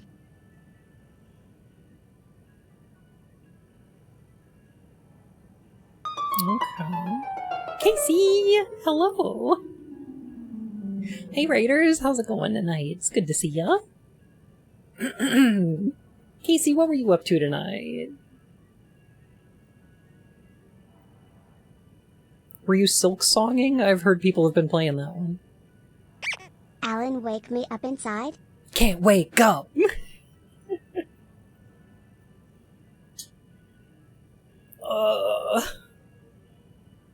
It was indeed awesome. I hope it's good. Save me from the author I've become.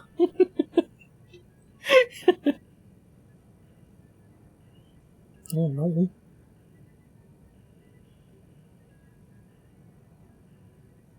Look out. Cleaner.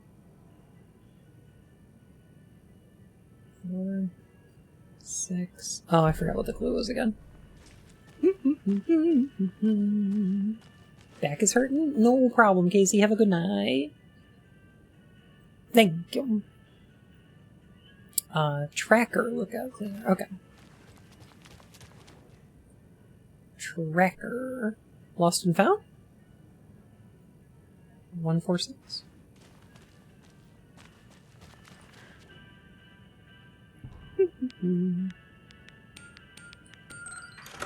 Hey, it worked. The keys to my trailer. Now to find the clicker and the cult. Clinker.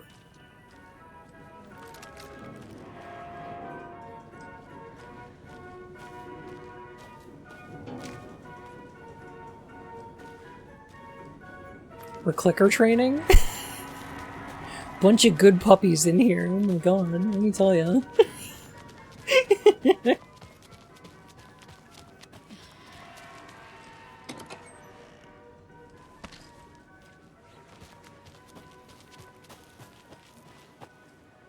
Oh, that's not a very convincing moose.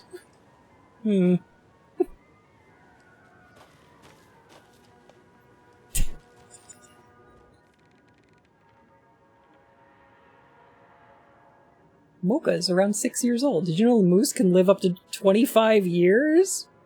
Not when they drink coffee. I'm untrainable, the baddest of bad boys.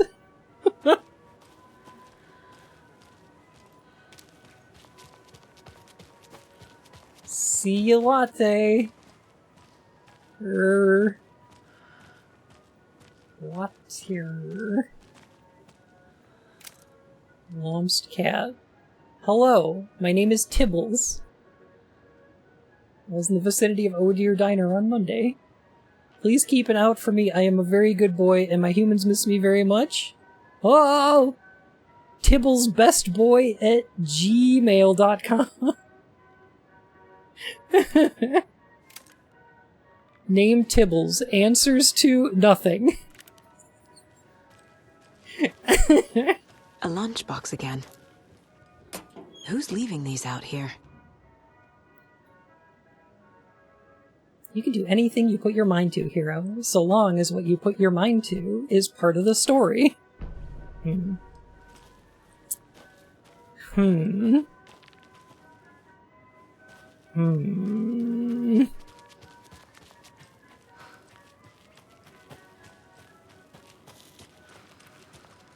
Living for 25 years isn't impressive. I've lived for longer than that.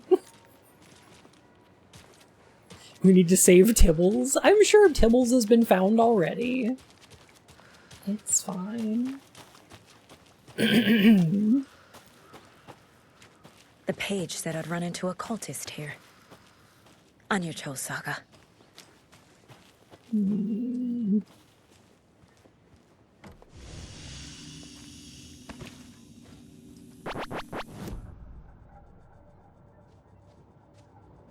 This mug always cheers me up. Not the worst mom.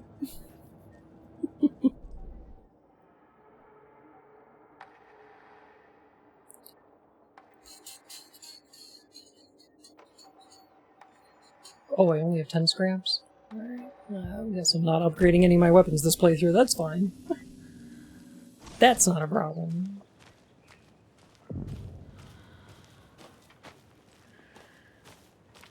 Well, someone's doing it. Weaving a web. Like with the hag, but not her. Oh, I'm excited.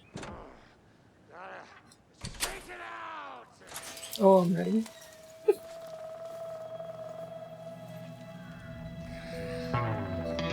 It's in the rain. Must not drink the water. Or take a bath. Ever again. Moonshine. Only drink the moonshine, brother!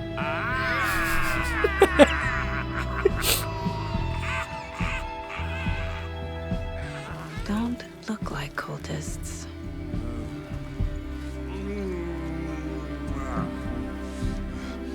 That's not helping!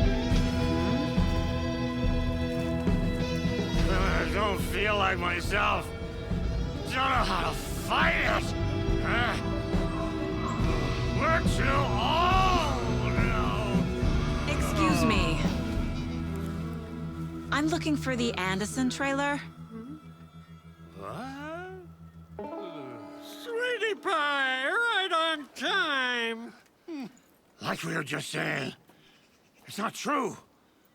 The lies to hurt you and make you weak. Don't believe a word. They believe because deep down, they want to be told what to think. We're different. Rebels! You must stop it before it turns real. I'm not like other girls. Be part of the story. Make the story. Skill issue. I'd simply not be part of the story.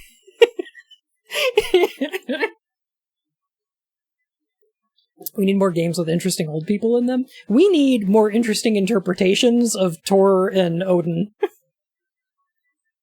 I like the idea of Odin with a goiter. They're fucking awesome. I love these boys. Stop the hell of it! These old drunks don't seem affected by the horror story like the other locals are. Do they know what's happening here? How do you know about the story? Same as you, of course, sweetie pie. We are family. The Andersons. Vikings. Gods.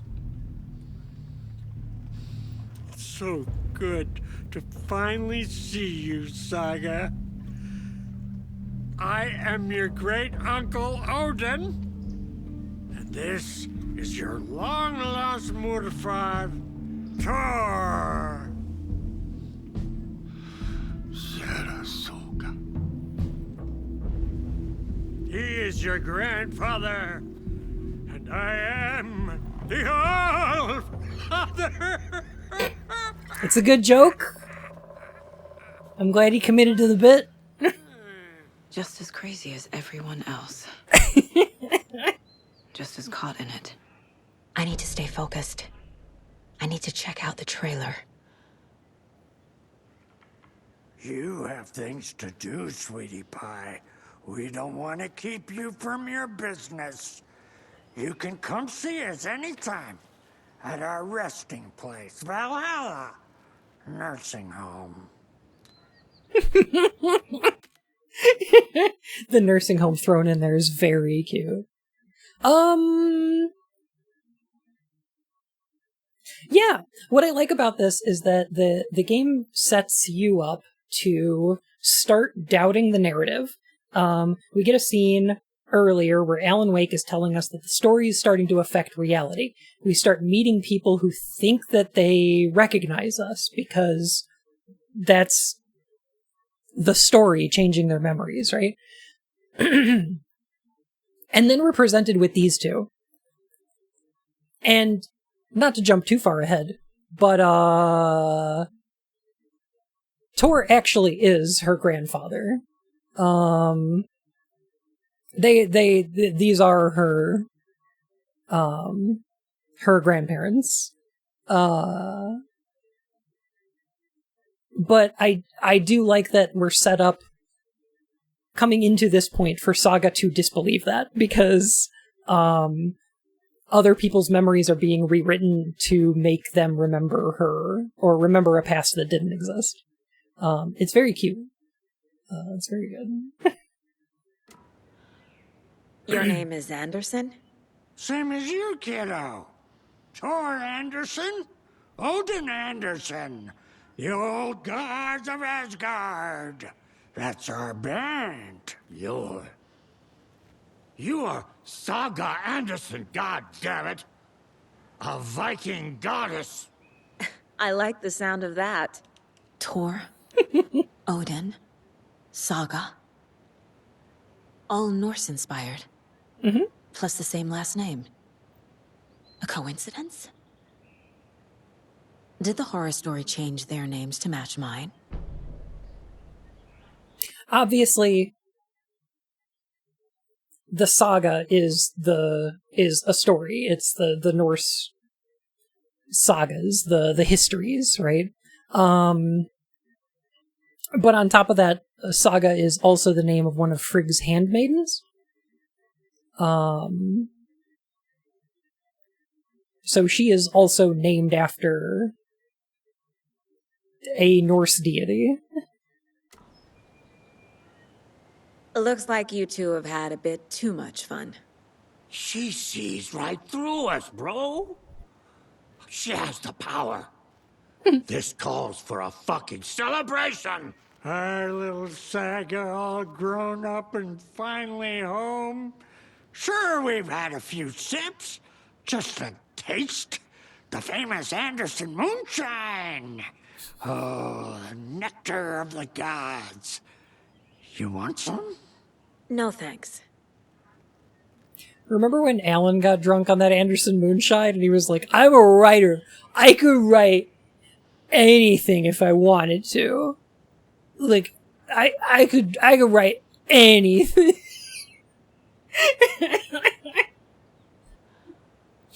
Have you seen any strange people in deer masks? I haven't drunk enough for that yet. You can see all sorts of wonderful things when you make your way down the bottle.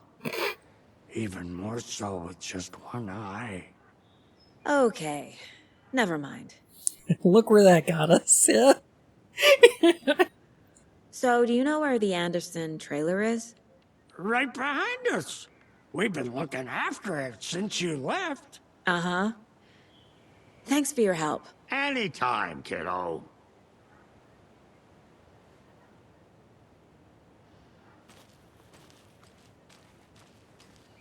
Do you think we missed Audie's show? Who cares? That depressing tango shit is...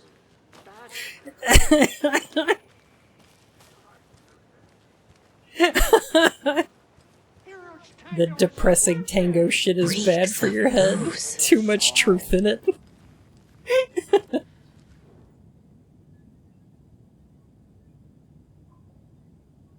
Criminal Justice, a critical look at a broken system.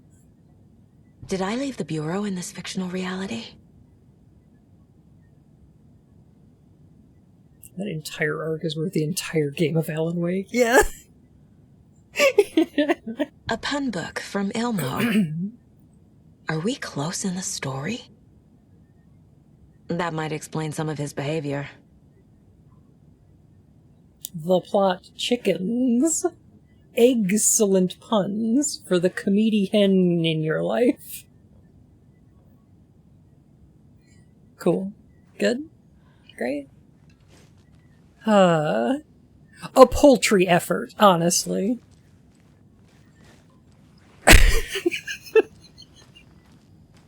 Addressed to me. I nailed it. From years ago. Wake was right. The horror story is changing reality, not just people's memories. This card has Mom's handwriting. Blum wants to stay on our good side. A little bird told me that it's your birthday. Be sure to give yourself some special treatment. Would you like to hear how I found out there was a bigger useless lesbian than I thought and didn't find out until years later? Please. So, certainly.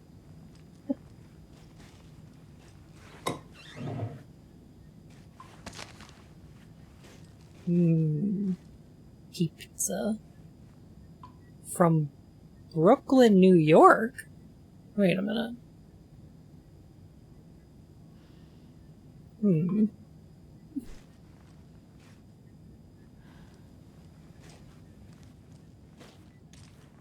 Watery Washington?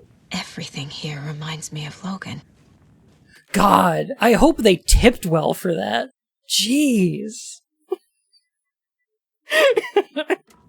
This could be her room. Did they get that delivered? This is getting too real. Too personal. I'm just thinking Brooklyn, New York to Washington State, you know? Like... That's a bit of a drive. It's a bit of a hike, you know?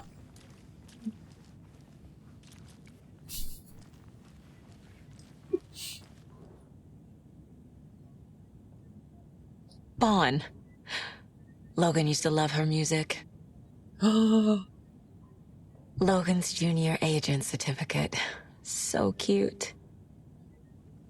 Foxes can just say that. To be fair, I had a place called Brooklyn Pizzeria within walking distance of my place. That's fair, yeah. The Nordic Tales book Mom gave to Logan when she was little.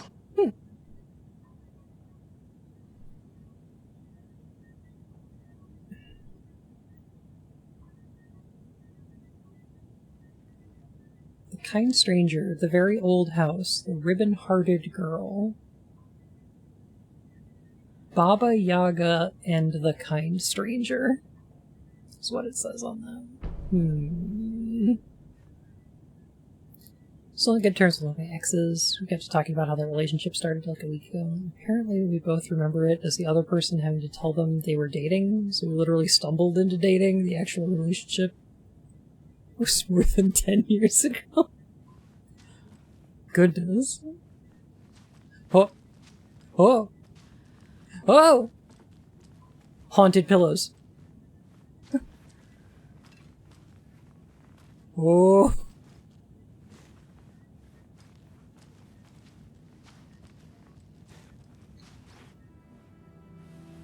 My newfound relatives. Cozy with the cult of the tree. And that's the clicker. In the hands of the cult, just like the page promised. Carnival Nights. That's the motorcycle club the Costello brothers are in. I'll take Odin and Tor up on their offer and visit their nursing home. Right after I find this biker workshop.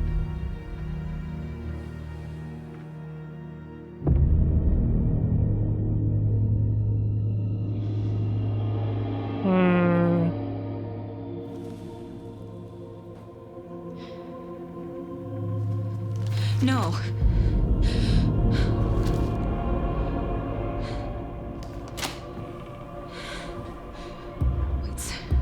It's not true. It's just a fucking story. It's not true. Logan's back home. She's fine. Fuck. She's at school. David. I'm in the story and it's coming true. Wake said Scratch would try and hurt me with the horror story. But he said there's still time to stop this. That he can stop this with a clicker. Hey, this is David. Leave a message. David? Is Logan okay? Call me back as soon...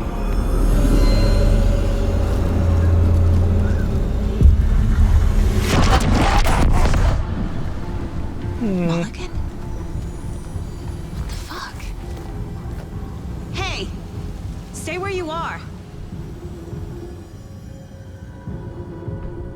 Oh dear. Mulligan is a cultist? What the fuck is going on here? The cult of the tree. Thornton too? God damn it. And now they're all taken?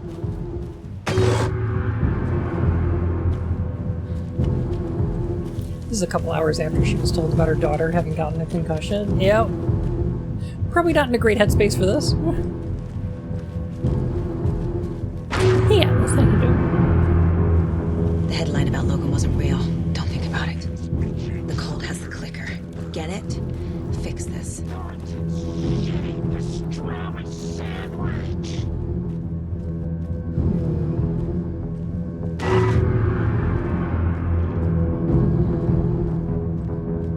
This is the workshop from the photo with the cultists.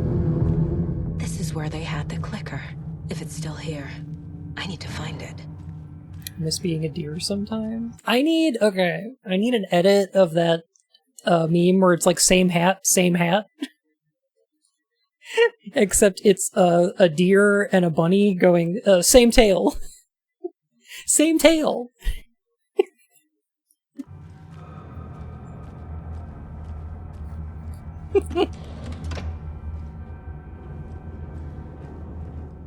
Locked.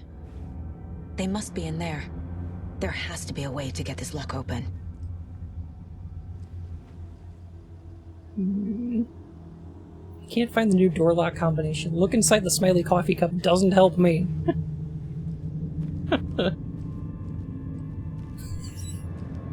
Hashtag Noble Club. Hey, ducky. Oh. Many duckies.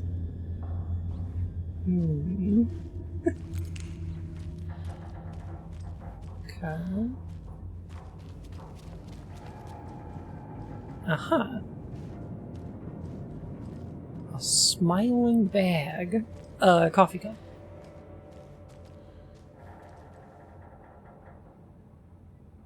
Okay. Elevator buttons. Up and down. Hourglass.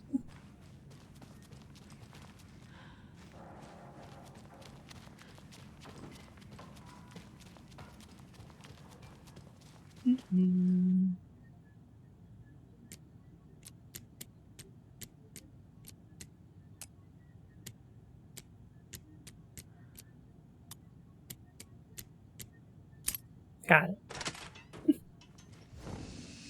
This is the cult's hideout. Their headquarters, even? It's a lot of cups.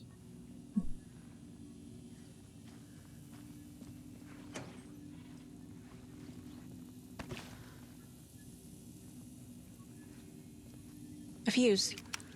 Could come in handy.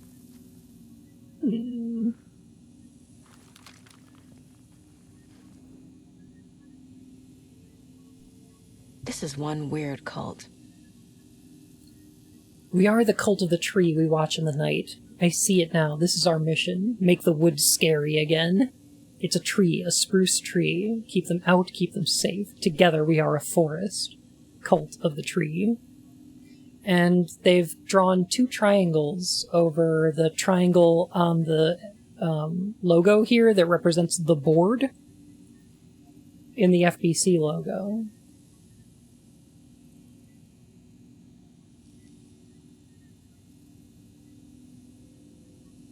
These triangles are interesting, I think.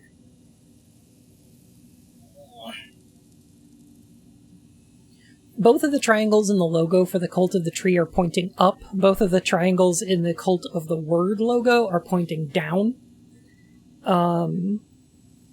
There are 2 triangles in the Cult logo, but only one in the FBC logo, which represents the board. So there's an idea that we have 2 of them, like a reflection. I just think... Rose. She's that waitress from the diner. That there's some things going on here. Rose Marigold observations.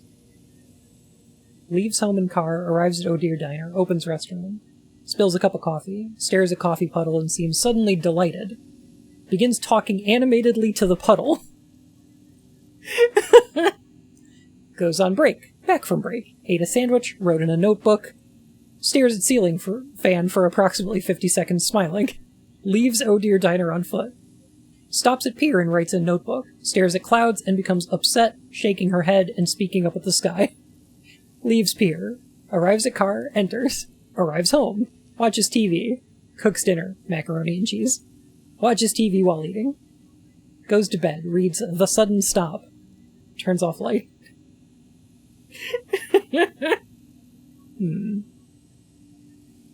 Also, the board exists in hyper-reality in the Remedy-verse. There exists a more real than real universe.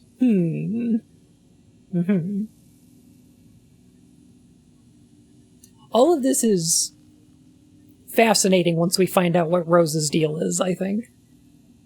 We'll get there. Observation report. Subject: The Cult of the Tree. FBC document. Intermittent surveillance of the para-criminal group known as the Cult of the Tree shows that their operation is limited to a small area of Washington state. The group is reported to be made up of dedicated individuals equipped only with common tools. Overall level of organization is low. Overall comprehension of Redacted is low.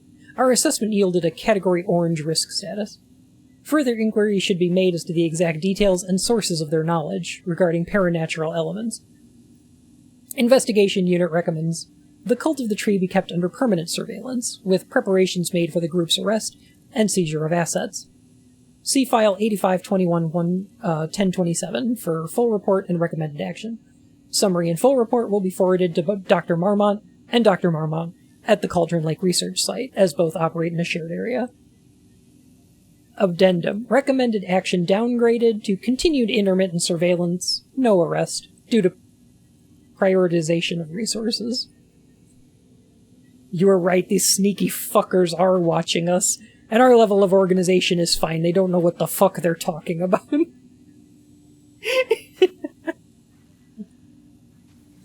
These are great. Category. Boring.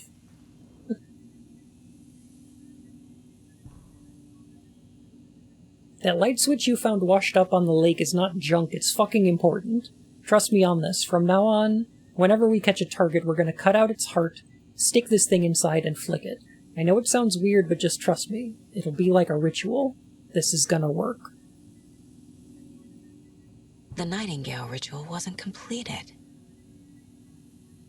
I'm not trying to play the blame game, but we cannot let random tourists walk right into one of our rituals. We were stopped before we got to use the clicker. Hell, the lights weren't even set up yet. It's unacceptable. So let's look at the learnings. We need to be faster with our setups. We need to be 100% positive someone is on lookout duty. Communication, communication, communication. Slip-ups like this are why we have FBI agents snooping around, which is not great.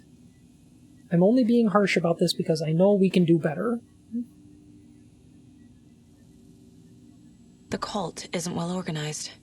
People aren't following orders. To whoever has been sabotaging Lake House equipment, stop it. If you're looking for ways to help the cult, this is not it, unless bringing the feds down on us is what you consider helpful, in which case you can fuck right off. Stay away from the FBC, and if you see them poking around again, report it to the Grandmaster. The cult is leaving supplies around for themselves. This is the cult's process. Their ritual. Surround the target, subdue them, use hammer or other blunt object, restrain them. Carve out their heart, recite the words, put the clicker into their chest, flick the switch 2 times to make sure it works. Remember floodlights on tripods, we need to see what we're doing, always work in pairs. So, here's an interesting thing. The cult knows that things are coming out of the lake. And their ritual is to cut a hole into its chest, put the clicker inside, and flip the switch, which is how Alan Wake 1 ends, with Alan doing this to Barbara Jagger, right? Again, the verb for ritual is to perform. A ritual is an art. Yes. And they're trying to replicate the thing that solved the problem in the first game, right? The way that Alan was able to stop Barbara Jagger and to defeat the Dark Presence, in so many words, was to put the clicker into her chest and flip the switch.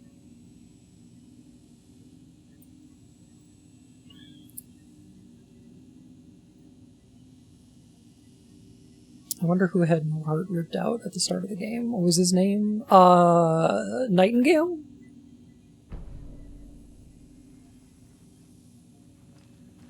There's a basement.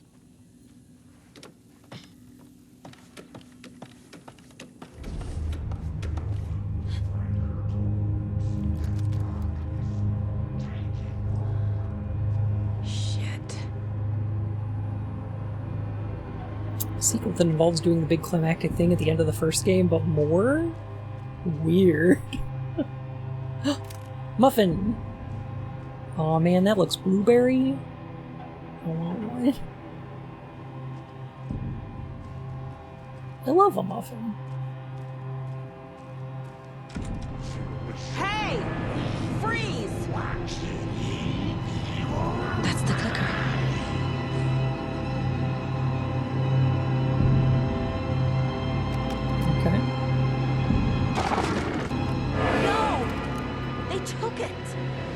They're playing with me. I was so close.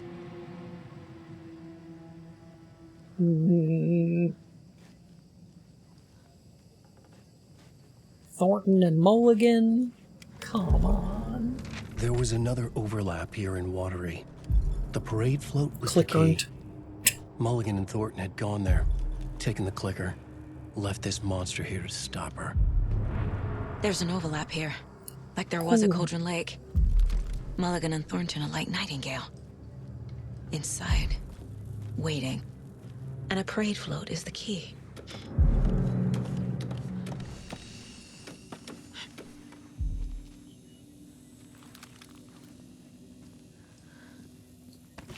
These puppers need some clicker training.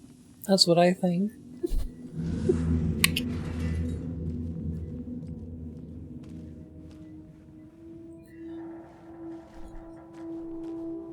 I do think it's interesting that the characters that we see that are turning into, I guess, boss fights here, Mulligan and Thornton, Nightingale, the ones that are becoming taken, are all characters from Alan Wake 1.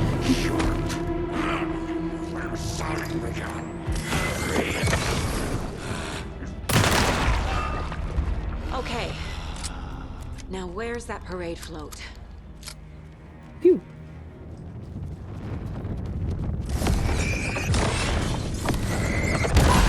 This chat needs some clicker training.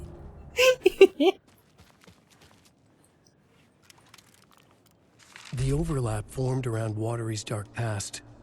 The ritual to enter was tied to crafting the float. Art was the key. It had the power to let Saga in. At Cauldron Lake, giving the poem and the heart to the witch sign opened the overlap. Here, it's the parade float. The poem. But it's incomplete. So this is the Koskela Brothers parade float. Looks like only 4 pieces are missing. The mask is the only one without a location listed. Gift shop. Easy. Espresso Express. Got it. If you need to hear it, chat is a good puppy. I can't make out what it says. Fair Trade Fun Zone. Y'all should get pets. Is this the parade float the page mentioned? This is one disturbing parade float. Stabbing again and again. That must mean the arm's supposed to move.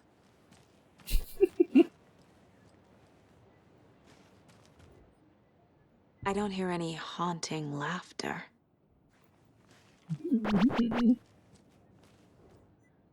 And if you really need to hear it, chat is bad. Bad, bad, bad, bad. Go to your room. Not sure what Puko means, but it looks like the knife is missing. How come one of them is wearing a mask and the other isn't? This is an interesting topic for a parade float, I suppose.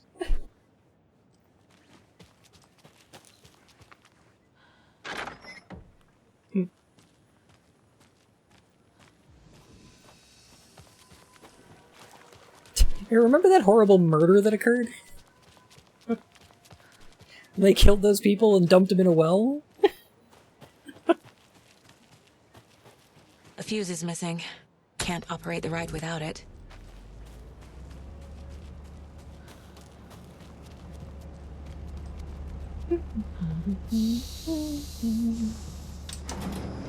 There we go. Now I just need to stop it in a position that will let me get to that circuit board down there.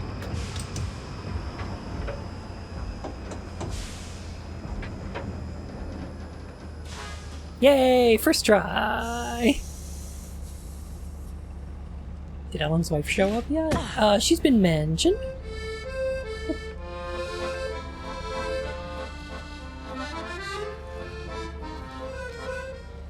Space Invader, looking cute, na human suis secret, agent Whittle down one down race, they shoot psychic powers, hypnoise and magic fruit trees.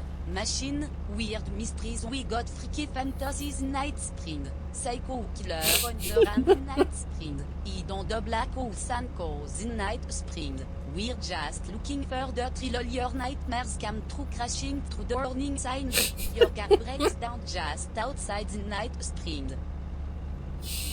God, that song is amazing. It's so good. Shit! Good thing no one was writing that.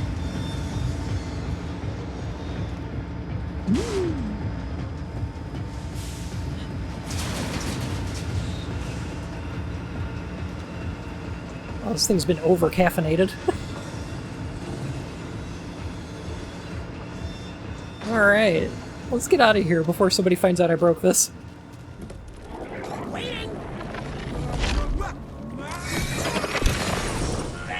Space Invader, looking cute in human suit. Secret agent, with the dumb-down rays they shoot. Psychic powers, hypnotize and magic fruit. Strange machines, weird mysteries. We got freaky fantasies.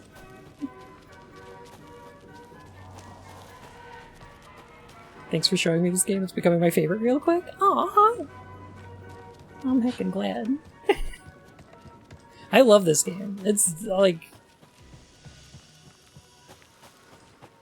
It's quickly becoming one of those ones that I think I'm just gonna think about forever. It's just gonna live in my head for the rest of my life. Alongside Silent Hill.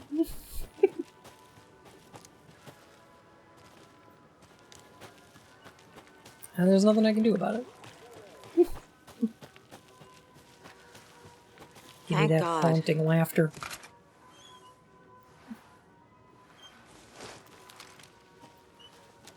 Gimme it. Alright, I just need the knife then? Figure out where that mask is.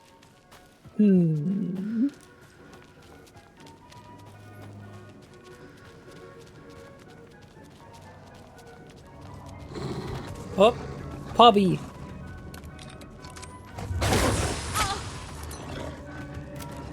Down. Bad puppy.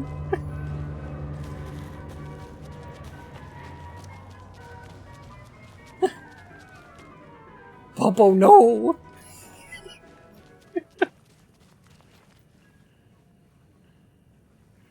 I guess a toy knife will do. And how dare, that was metallic tape.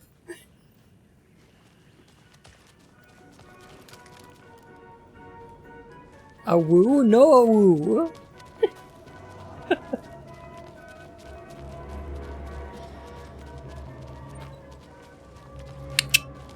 No a woo.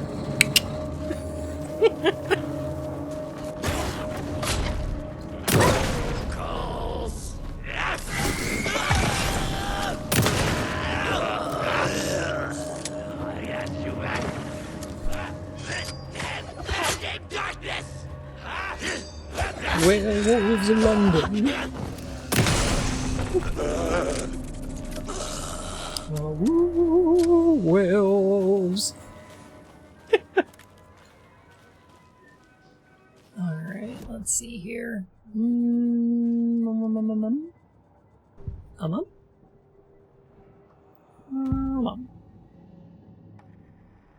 Alrighty, figured out the save.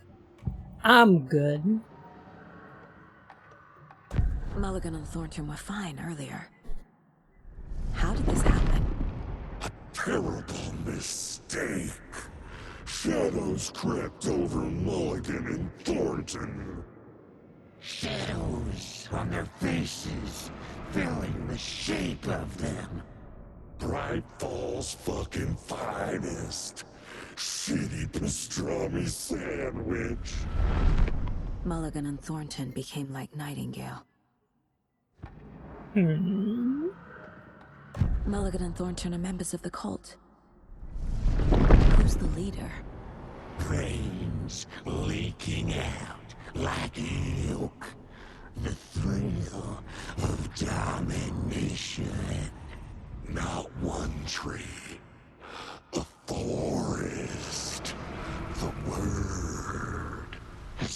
secret like this doesn't die. There is more than one leader.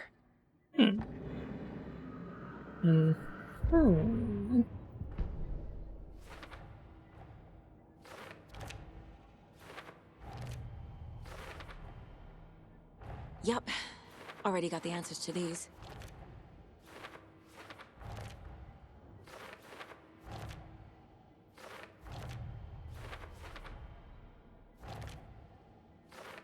Figured Kind all of this getting out Deadly already. Premonition vibes. That's the So Twin this goes Peaks here, influence there. And that goes there.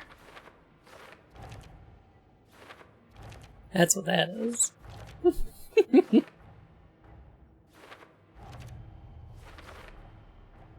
Alright, I'm gonna let this fill out real quick.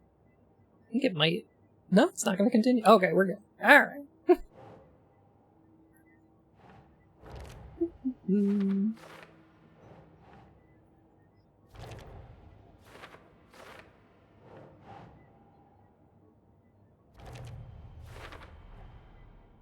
The float killer used a knife. Art imitating life? Mhm.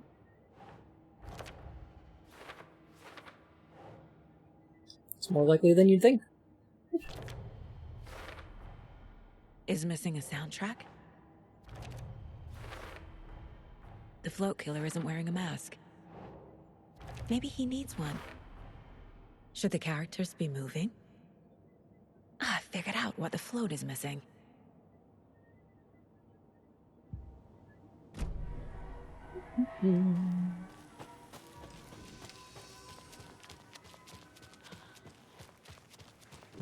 Alright, let's see here. A little something to get those arms moving. Cassette tape? Creepy laughing for atmosphere. There's your knife. Khanifa?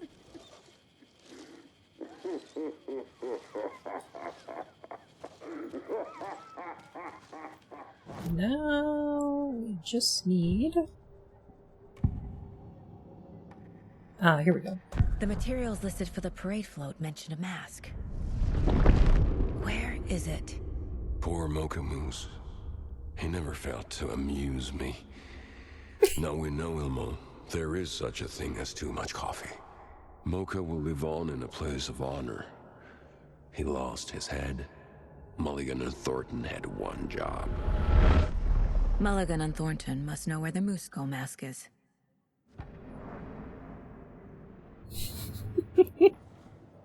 It's very amusing. The mask is missing. Where is it? The dead brought back to life.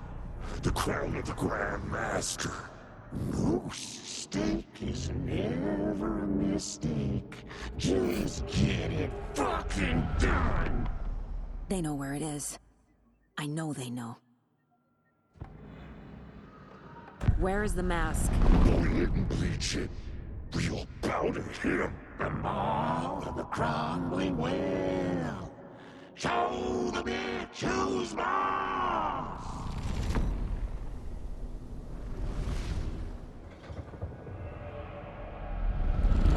The moose mask is at the Huatari Well, in Coffee World.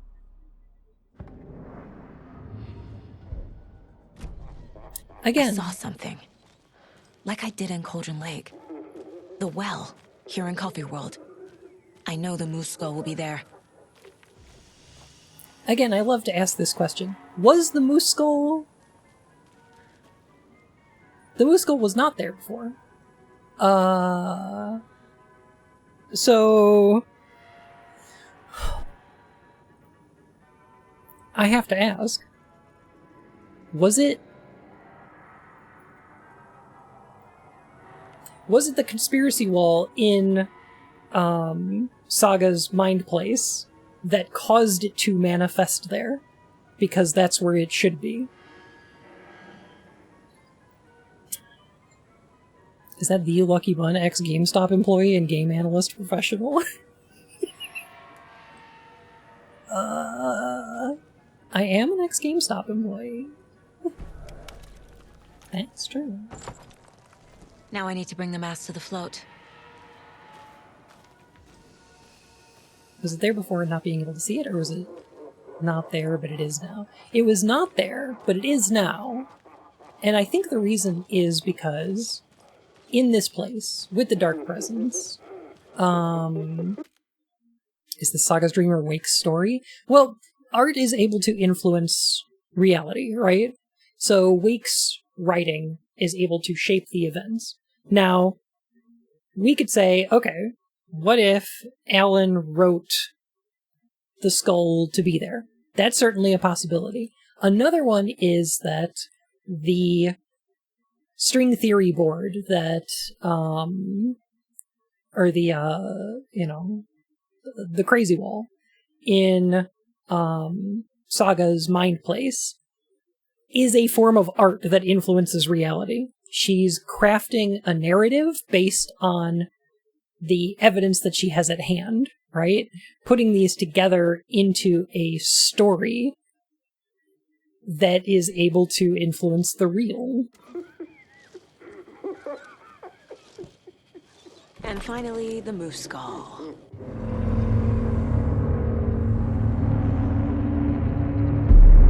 Okay, Saga. Let's get the clicker from these assholes.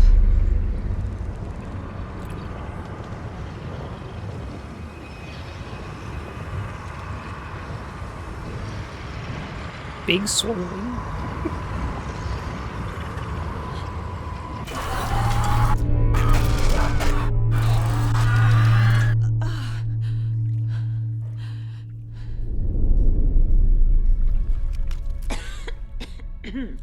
What the hell? Where am I? It's like when you play a new video game a bunch and you have dreams about it. The Tetris effect. Happened to me when I discovered classic Doom back in high school. That makes sense. I had a thing back in high school where I wasn't getting a lot of sleep, but I was playing a lot of video games. I got into my car one day to go get food, and I saw a like a HUD on my car's windshield. Like a heads-up display that had like a health and ammo count and stuff, and I was like, I'm not sleeping enough.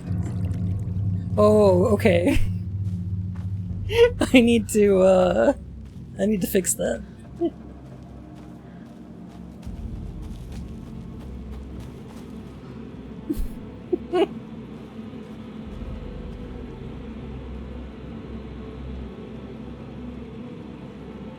What a lake.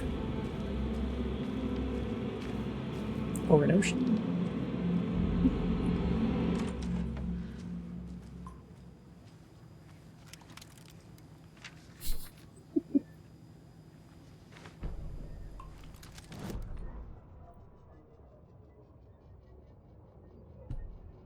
Mulligan and Thornton in the wreckage of the morgue. Shadows on their faces. Thornton did his best woman's voice. I'm a stuck-up FBI bitch! I'll make a big fucking mess and then get these dumb backwater cops to clean it up.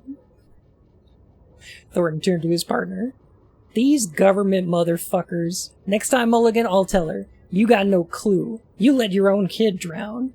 You're a fucking fraud. Mulligan leered. Pinning the murder on those bookers would have fixed this whole goddamn mess. But their kind always sticks together. I reckon we should show the bitch who's boss, Thornton. The shadows crept over Mulligan and Thornton. Inside them, they grinned.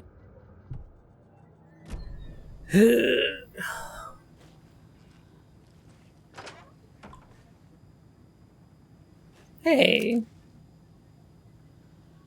Is that from Control as well? I think that's from the probability department. Asa una.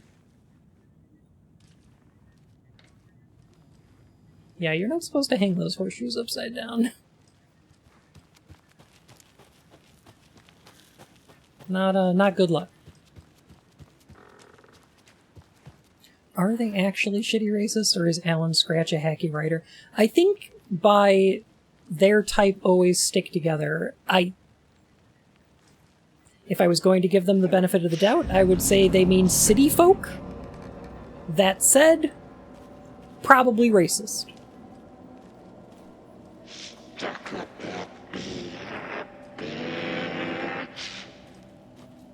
Probably racist.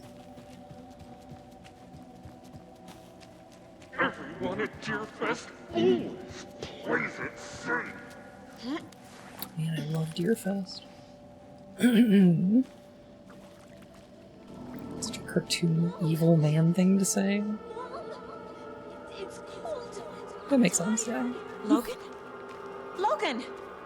I'm here! Logan!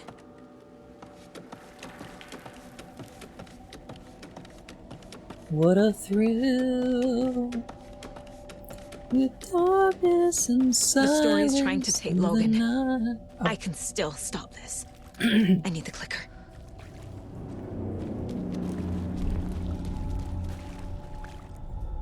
Anderson, the trick.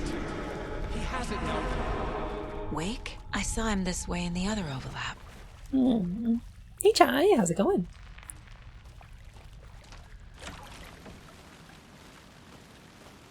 It's a loop. Just like before.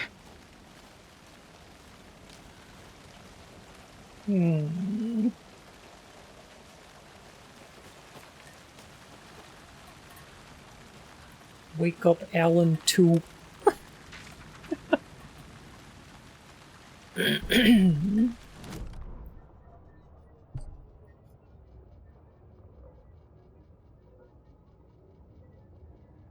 Ilmo Koskela stood in front of the small gathering of Coffee World employees and bikers. He read from a piece of paper. Moko is a wonderful moose, who deserves a place of honor in the hall of the Kalevala Knights. His skull will become the crown of the Grand Master, the dead brought back to life. There was polite applause. After the service, Ilmo had the body hauled off to be turned into moose steaks. Mulligan and Thornton were told to get the head cleaned. They both grabbed an antler. What the hell, Thornton? I got it, Mulligan! They brought the skull into the workshop to boil it and bleach it. They grumbled. Wanted to just get it fucking done. It's just a stupid animal. But I guess moose steak is never a mistake, huh?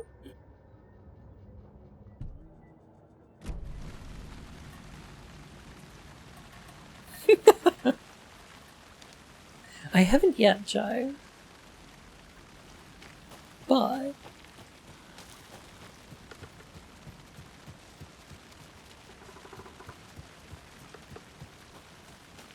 is it a loop or is she playing out all the edits one at a time? That's a good question.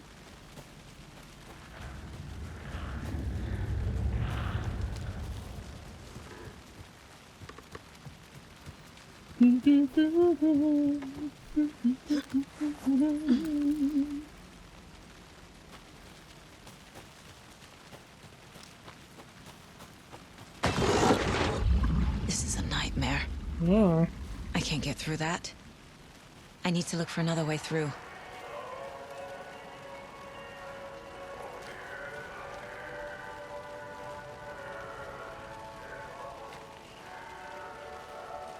Okay. I'd like y'all to remember the imagery here of this well filled with blood and that Ati singing in the background, the Yutanyu. Remember that for later. It'll come back. That'll pay off.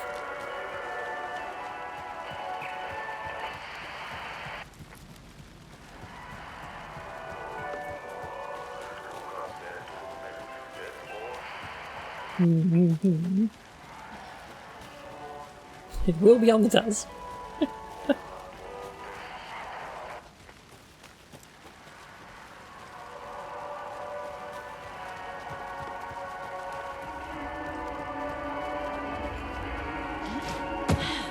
When you're presenting yourself as something specific to others, you're spinning a story about yourself.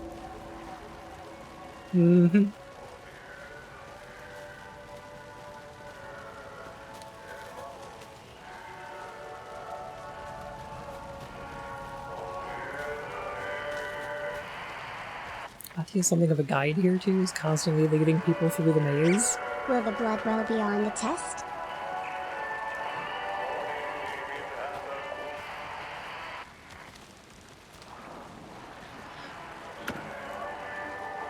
One thing that I find kind of interesting.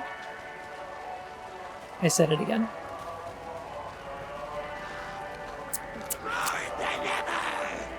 Here's something I think is worth thinking about.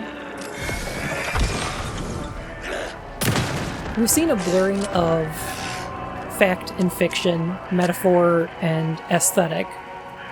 We've seen a blurring of tropes. Protagonist, antagonist, hero, villain. We're also seeing a blurring of temporality here.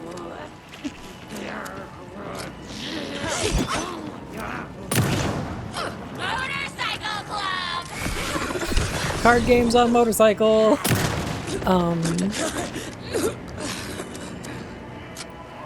We are seeing a blurring of temporality here because the imagery of the well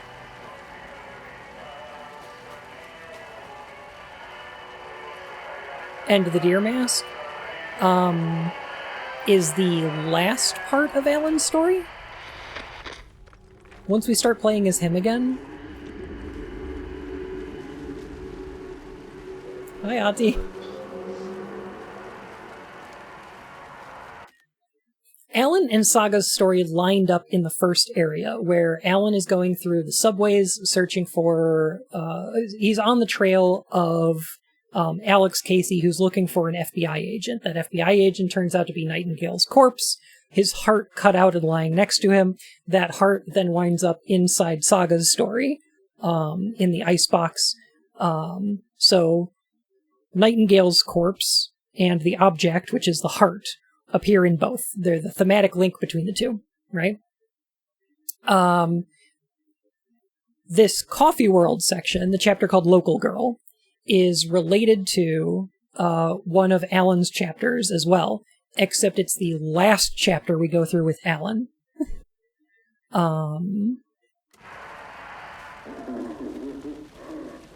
Mulligan and Thornton's corpses and the moose mask will appear in Alan's story, but not until the end. So they're sort of changing the order of things in a way that blurs temporality, the same way that they're blurring fact and fiction and stories and aesthetics and metaphor. If that makes sense.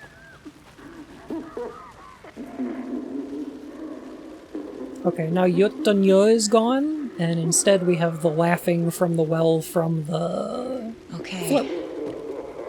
Going down. Life imitating art.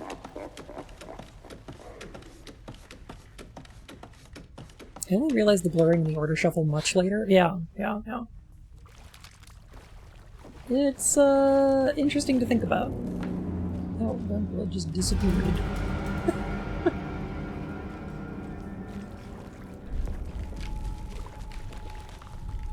Still trapped? Trapped how? What does that mean?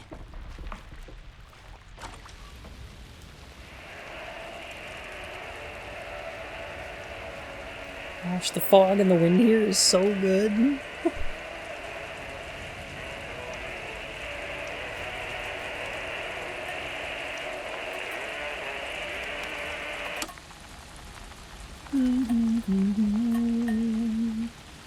Writers don't necessarily write in chronological order. That's true. Art isn't usually made chronologically.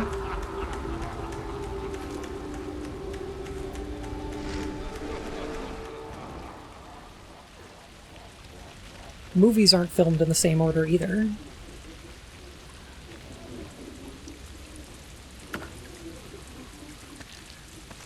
Neither are, like, streams. Like, I recorded this section of my stream, like, pretty much at the end of streaming.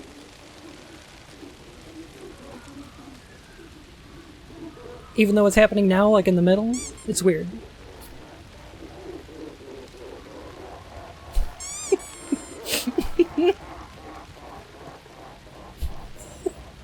I'm sorry, what?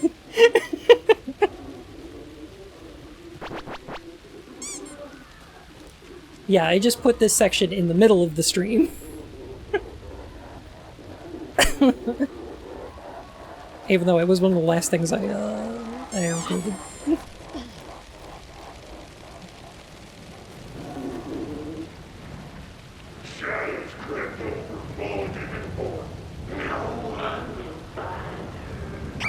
You just predicted what we would say in chat? Got it, Paladin! This is working. Something like that, yeah. This stream was recorded in front of a live chat audience.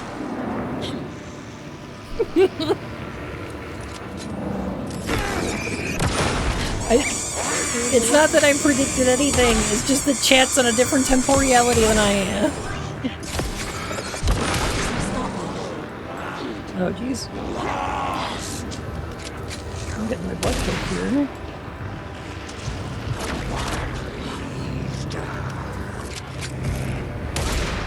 Ow. Hey.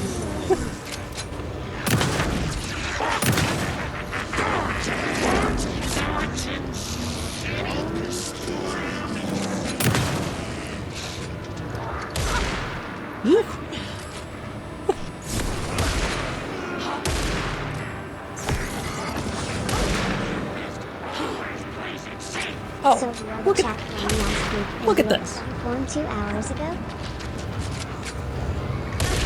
This is so unfair.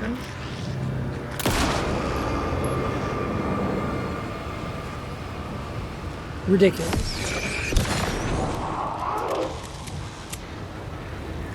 Did shitty pastrami sandwich turn him into a shadow monster? Kind of. Yeah. There. Next time they won't be coming back. You'll see.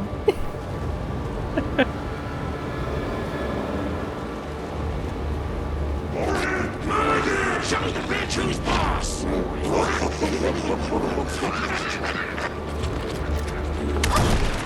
Oh, jeez.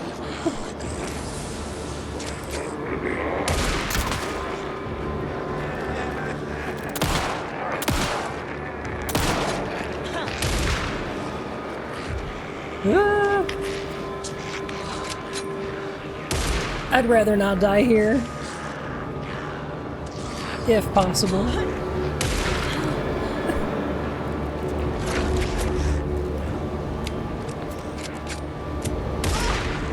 Ow. Fuck you. Oh my god. Ah.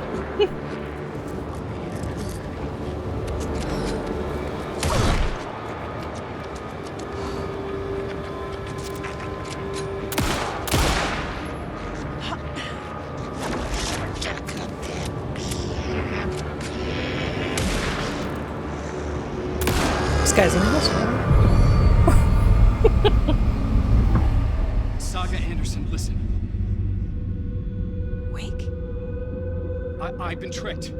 Scratch wrote. I tried to fix the story, but has it now. It's the key to escape. What do you mean, escape? You're already out. So is Scratch. We're making progress. I wrote to be the story's hero. Save her family. Save us all. Save her family? Are you talking about my family? Yes, you know it's working. You just need to keep going. Did you put my family in the horror story? I keep seeing him in overlaps, but he's already out. Are these visions coming from the past, when he was still trapped in the dark place? I have the clicker. I can stop this nightmare.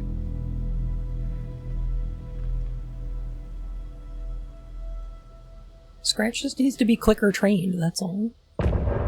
That's what we need to do.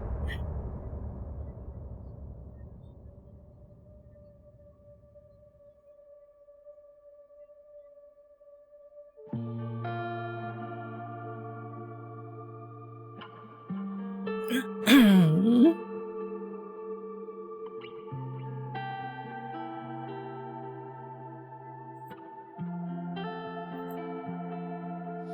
hear your tears at night as I hear the storm howling, losing my child taken by the tide. Nowhere to hide, I don't know. Broken bonds, broken souls.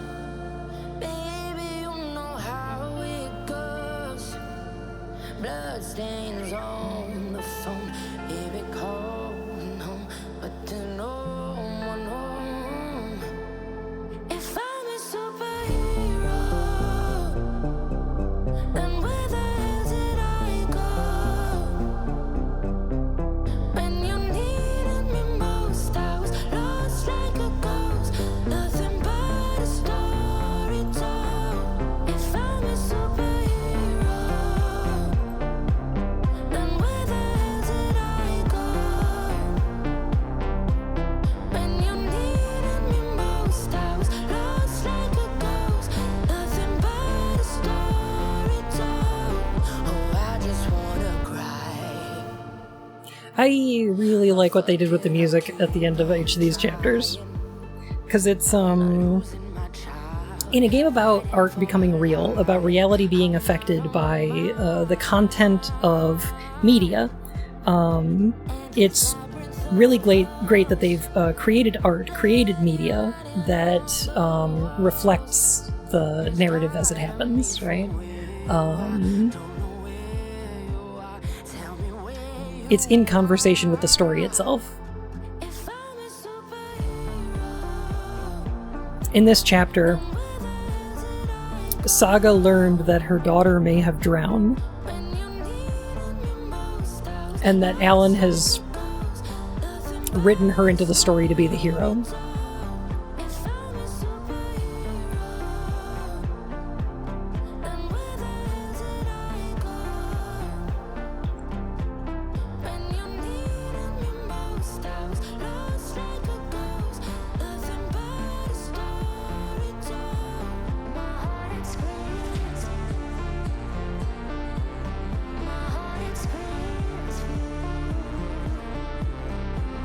God, I love this game.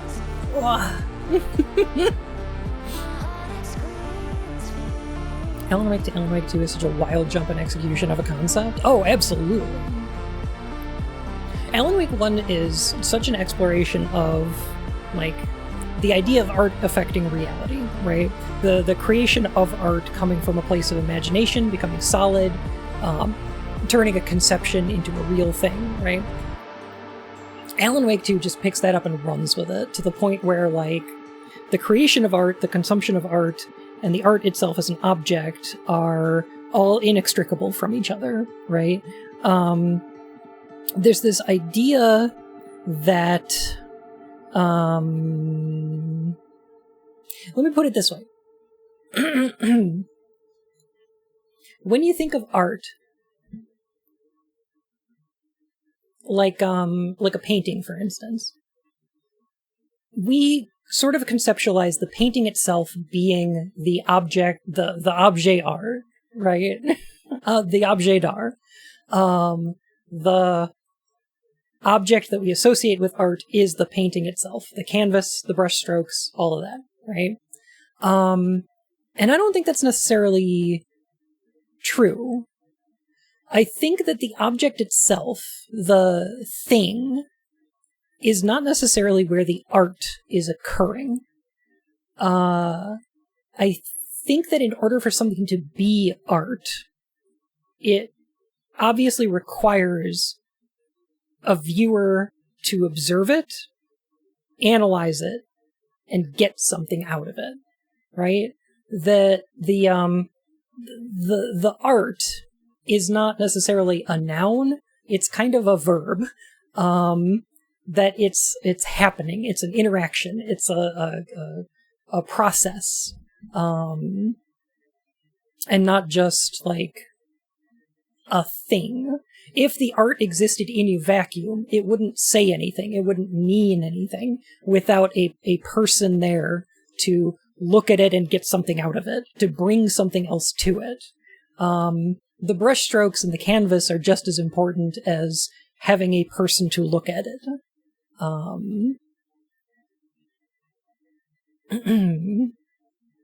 The object is a physical representation of the idea behind it and is a way of conveying that idea to an audience. Yeah. And not necessarily like, the part where I struggle to analyze Alan Wake 2 is that I feel like some of the ideas in this game are beyond my ability to communicate through language. That some of the things that it's going for and shooting for and trying to communicate and explore are not concepts that I have language to do so with. I think that the process, the ritual of creating art out of a concept, to have an idea and then to put it into a physical form, is a process of translation that necessitates change. You can't just take a concept from your head and turn it into a physical thing that communicates one-to-one with an audience, right? The thing that you make is different than the thing that existed in your head. The thing that the audience sees is different than the physical object. Because, you know, you're trying to limit all of your concepts and experiences and emotions into this thing that exists in the real world, and somebody else looking at it is bringing all of their memories and experiences and preconceptions to it, and they're going to, you know, look at it and experience it in a different way. And that this game is exploring that, I think, is interesting and hard to talk about. Some things are just a mood like, whoa, man. Kinda, yeah. Art is sometimes, like, a lot of art is subconscious. It's things that it makes us feel, not because of something that we're thinking about or even aware of. It just does that to us. Personally, I'm really affected by music in that way. Like, it'll really put me in a specific mood listening to specific music. But you can do this with colors and motion and images or text. You know, all of these things will are part of that communication. I find that interesting. Words are a not very good way to convey thoughts. Yes. Yeah.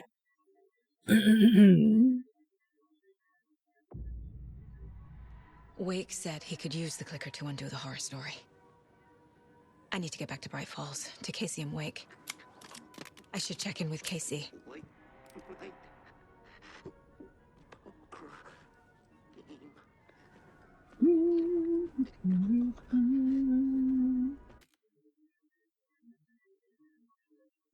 All right. Okay. I talked a lot today. I think I'm going to take a little break if that's okay. I'm going to go play some more Zenless.